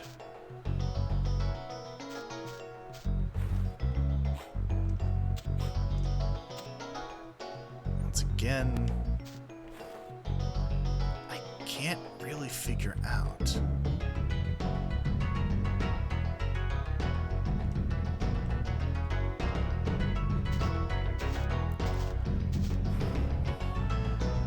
I think it is time I threw in the towel and looked elsewhere for inspiration on how to move forward. Maybe this isn't what the children would call a pro gamer move, but I have never claimed to be a professional nor a gamer. Walk to the end of the second ramp and plan your next move. Remember that you are where you are in relation to your goal. I have been trying to do just that, and I think, for the sake of moving things along, it might behoove me to try and get a better sense of where I am in the grand scheme of things pertaining to this map elsewhere. albeit briefly enough to not keep you waiting too terribly long. So, I shall return momentarily. In 2 minutes. Best popcorn in town is Manly's High Pop. In regular or jumbo cartons. Here's why. Take the tastiest, tenderest, scientifically grown popcorn, add pure, delicious seasoning and specially prepared salt. Then let the famous Manly machine work its magic on Manly popcorn. America's favorite popcorn. Crisp, savory, wonderful. Visit our concession stand now for Manly's High Pop.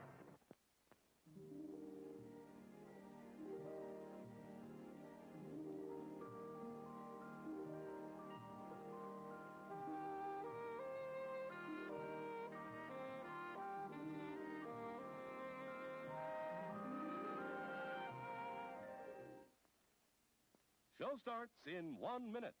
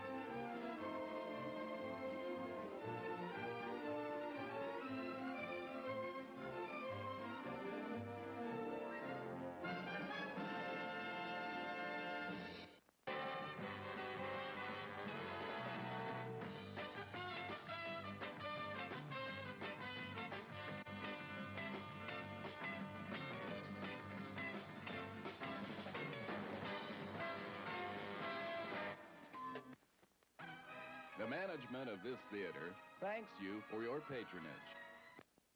And now, on with the show. It's intermission time. The show starts in 10 minutes. Yes, folks, it's intermission time. So how about taking a break? Get out and stretch a little and relax before the show begins again. And why not make it refreshment time, too? We have lots of tasty, delicious treats waiting for you at the refreshment center. There's hot popcorn, so golden good and fresh out of the popper. And all kinds of refreshing ice-cold soft drinks. Sizzling hot dogs just bursting with juicy goodness. Ice cream so smooth and delicious, you'll hanker for more. Plus, all the most popular candy bars and many other favorite treats. So why not visit the refreshment center now?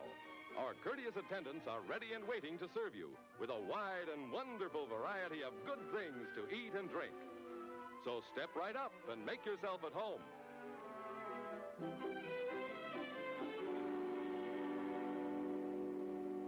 The show starts in 9 minutes. For your convenience, we have an attractive snack stand with buttered popcorn, golden good and hot from the popper, sizzling hot dogs cradled in fresh, fluffy buns, ice cream, and other good things to eat. Intermission time. Time for that stretch you've been wanting. And best of all, time to take your pick from that scrumptious array of tasty treats waiting for you at the snack bar, where the popcorn's poppin', the cold drinks are sparkling,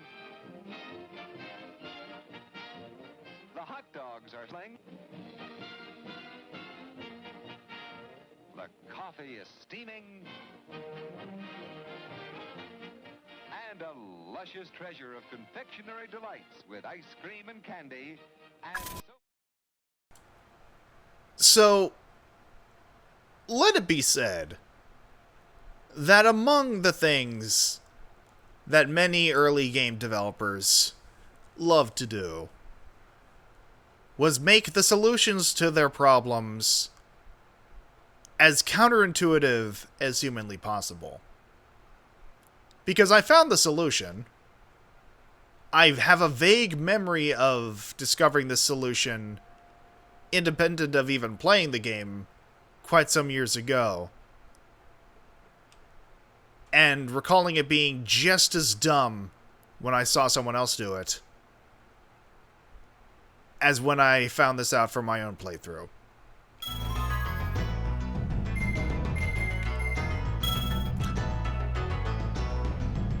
Now, keep in mind, because I want this to be an educational experience for all of you. You see these ramps. The arrows clearly indicate that this is, in fact, the direction you need to go in.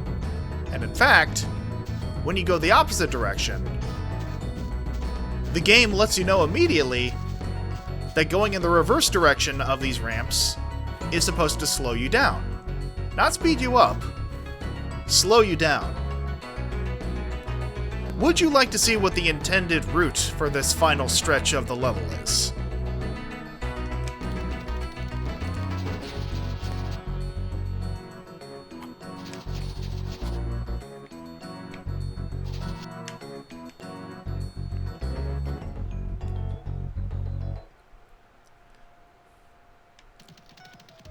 Take 2 on this.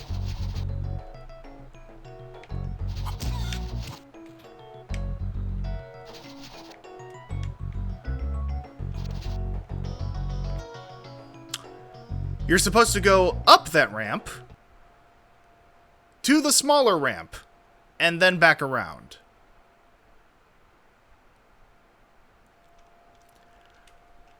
I have to question,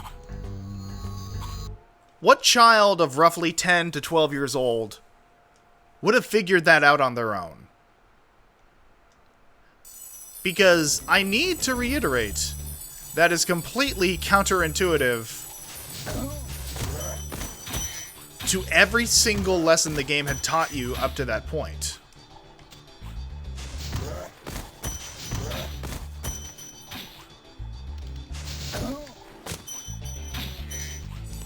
I am not okay. I am, as you can imagine, quite perturbed at this turn of events. And thus am taking no prisoners.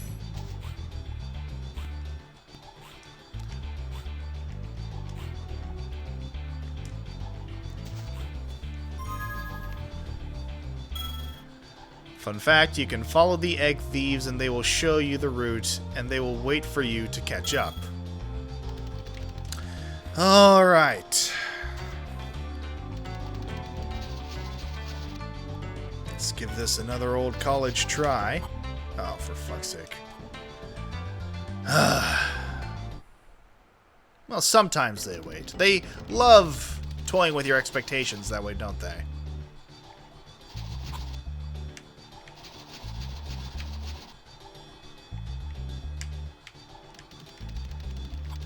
See, I lost momentum there. So,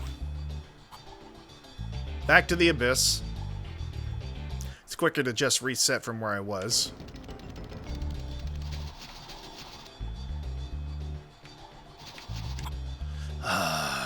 Fucker of mothers.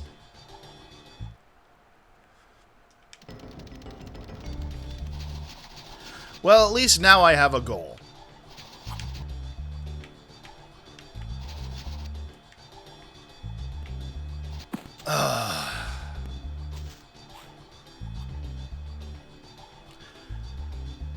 Not only is it all dumb route, it's finicky too. That it most assuredly is. You really have to thread the needle here. And by needle, I mean dragon. Oh, for fuck's sake.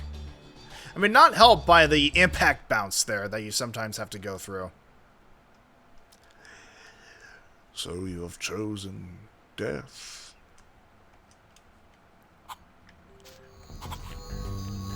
Get in there, you overgrown monitored lizard. Ah, my word.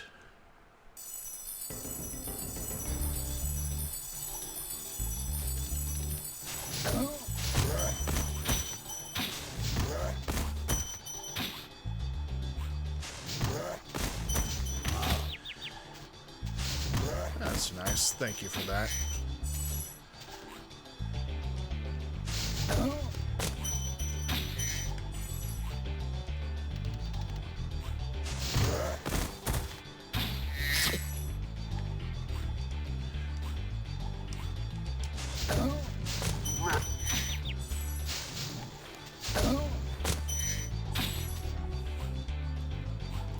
Yeah, bubba.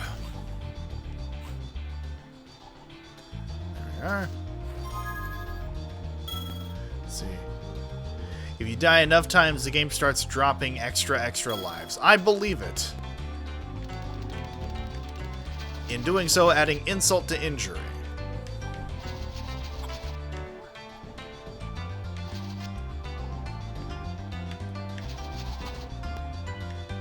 Oh my god!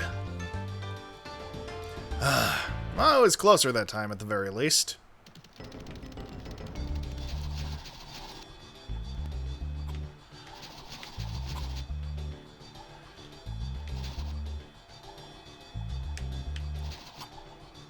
I can't quite make the jump there. Again, getting closer, but...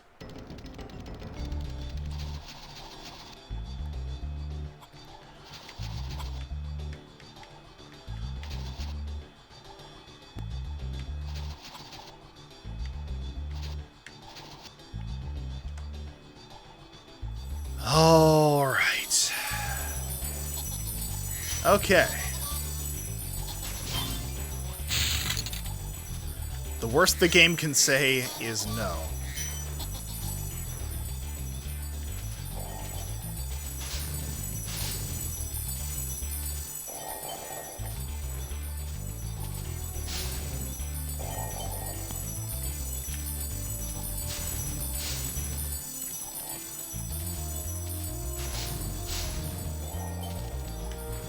I have so much fear of running only to fall off. All for a single green gem. Oh no, wait, purple gem. Well, either way. I think that's gonna bump me up. There we are. Alright, you fucker. Jet. That was quite a ride, Spyro. You've learned a lot since you were a young glider. Yeah, well, you could have found an easier spot to get stuck. I love that expression of like, the fuck do you expect me to do about it? Okay. Save? Yes, absolutely save.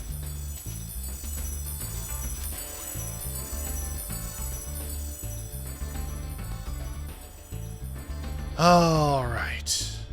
And now...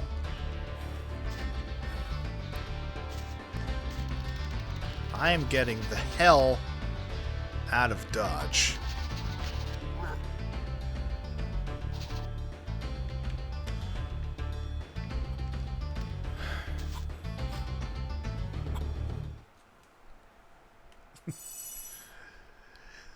Absolutely. He's just like... Okay. Now...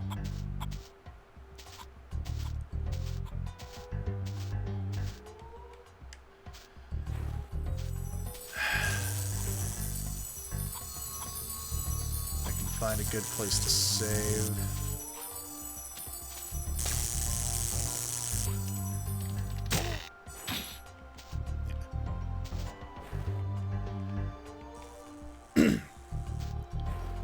Alright, so I see some gems in the distance over there. It's just a matter of how to get over. Did it not save me getting those? Oh no, it's just I was never able to reach them.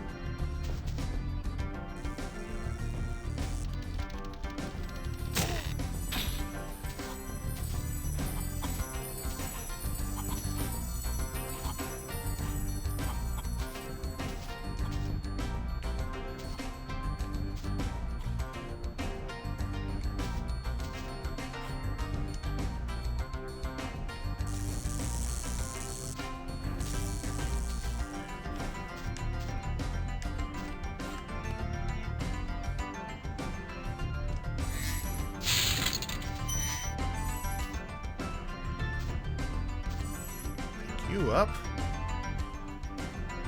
Alright. Then hop, skip, and a jump back over this way.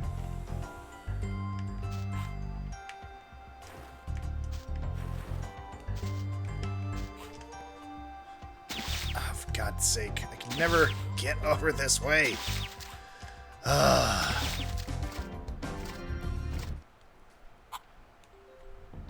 have the chest now. That's what matters. Oh, and it brought me all the way back here. Isn't that splendid?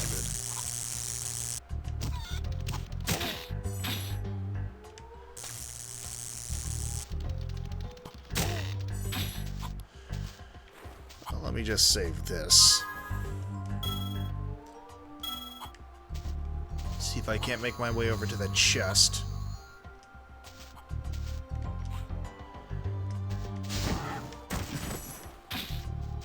Thanks for nothing, P-Meal.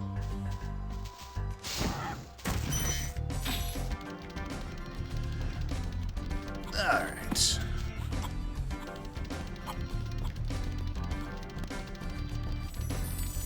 You.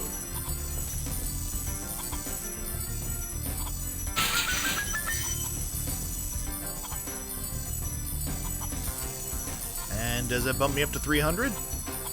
Excellent. Alright. No, I don't think I ever tried. Oh. Metalhead. That would be the boss. Alright. So we have 2 levels left here. The flight simulator and the boss. I think, given everything, this is probably a decent place to call it for today. I'm just going to navigate my way over here, because I can.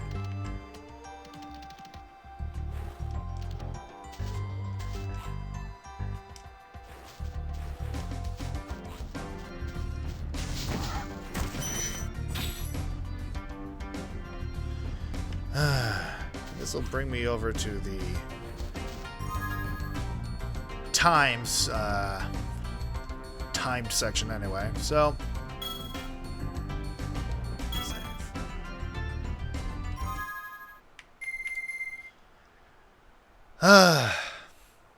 Albeit not without its stressors, we did make substantial progress this time around. I think there is something to be said of that, if nothing else.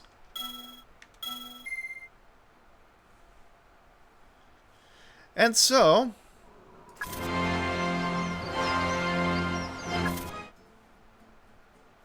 wrong button. Ah, my word. Thank you all so very much for joining me this evening. Stressors and all. But then again, progression never comes without its obstacles. That is the case with many things in life, whether it's getting your entire YouTube channel and history deleted, or just dealing with the daily grind of, I don't know, killing Norks, unaliving Norks.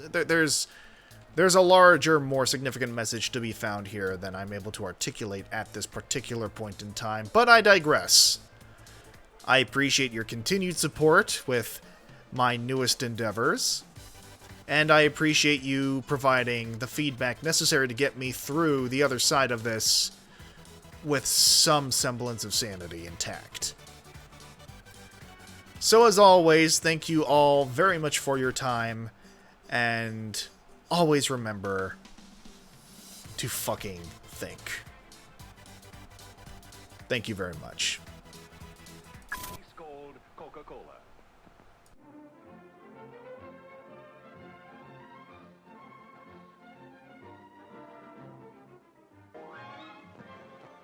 The show starts in 7 minutes. With mustard and relish, you'll guarantee mouth-watering satisfaction. And Ollie sips his costume on a beautiful golden bun. There's his cue.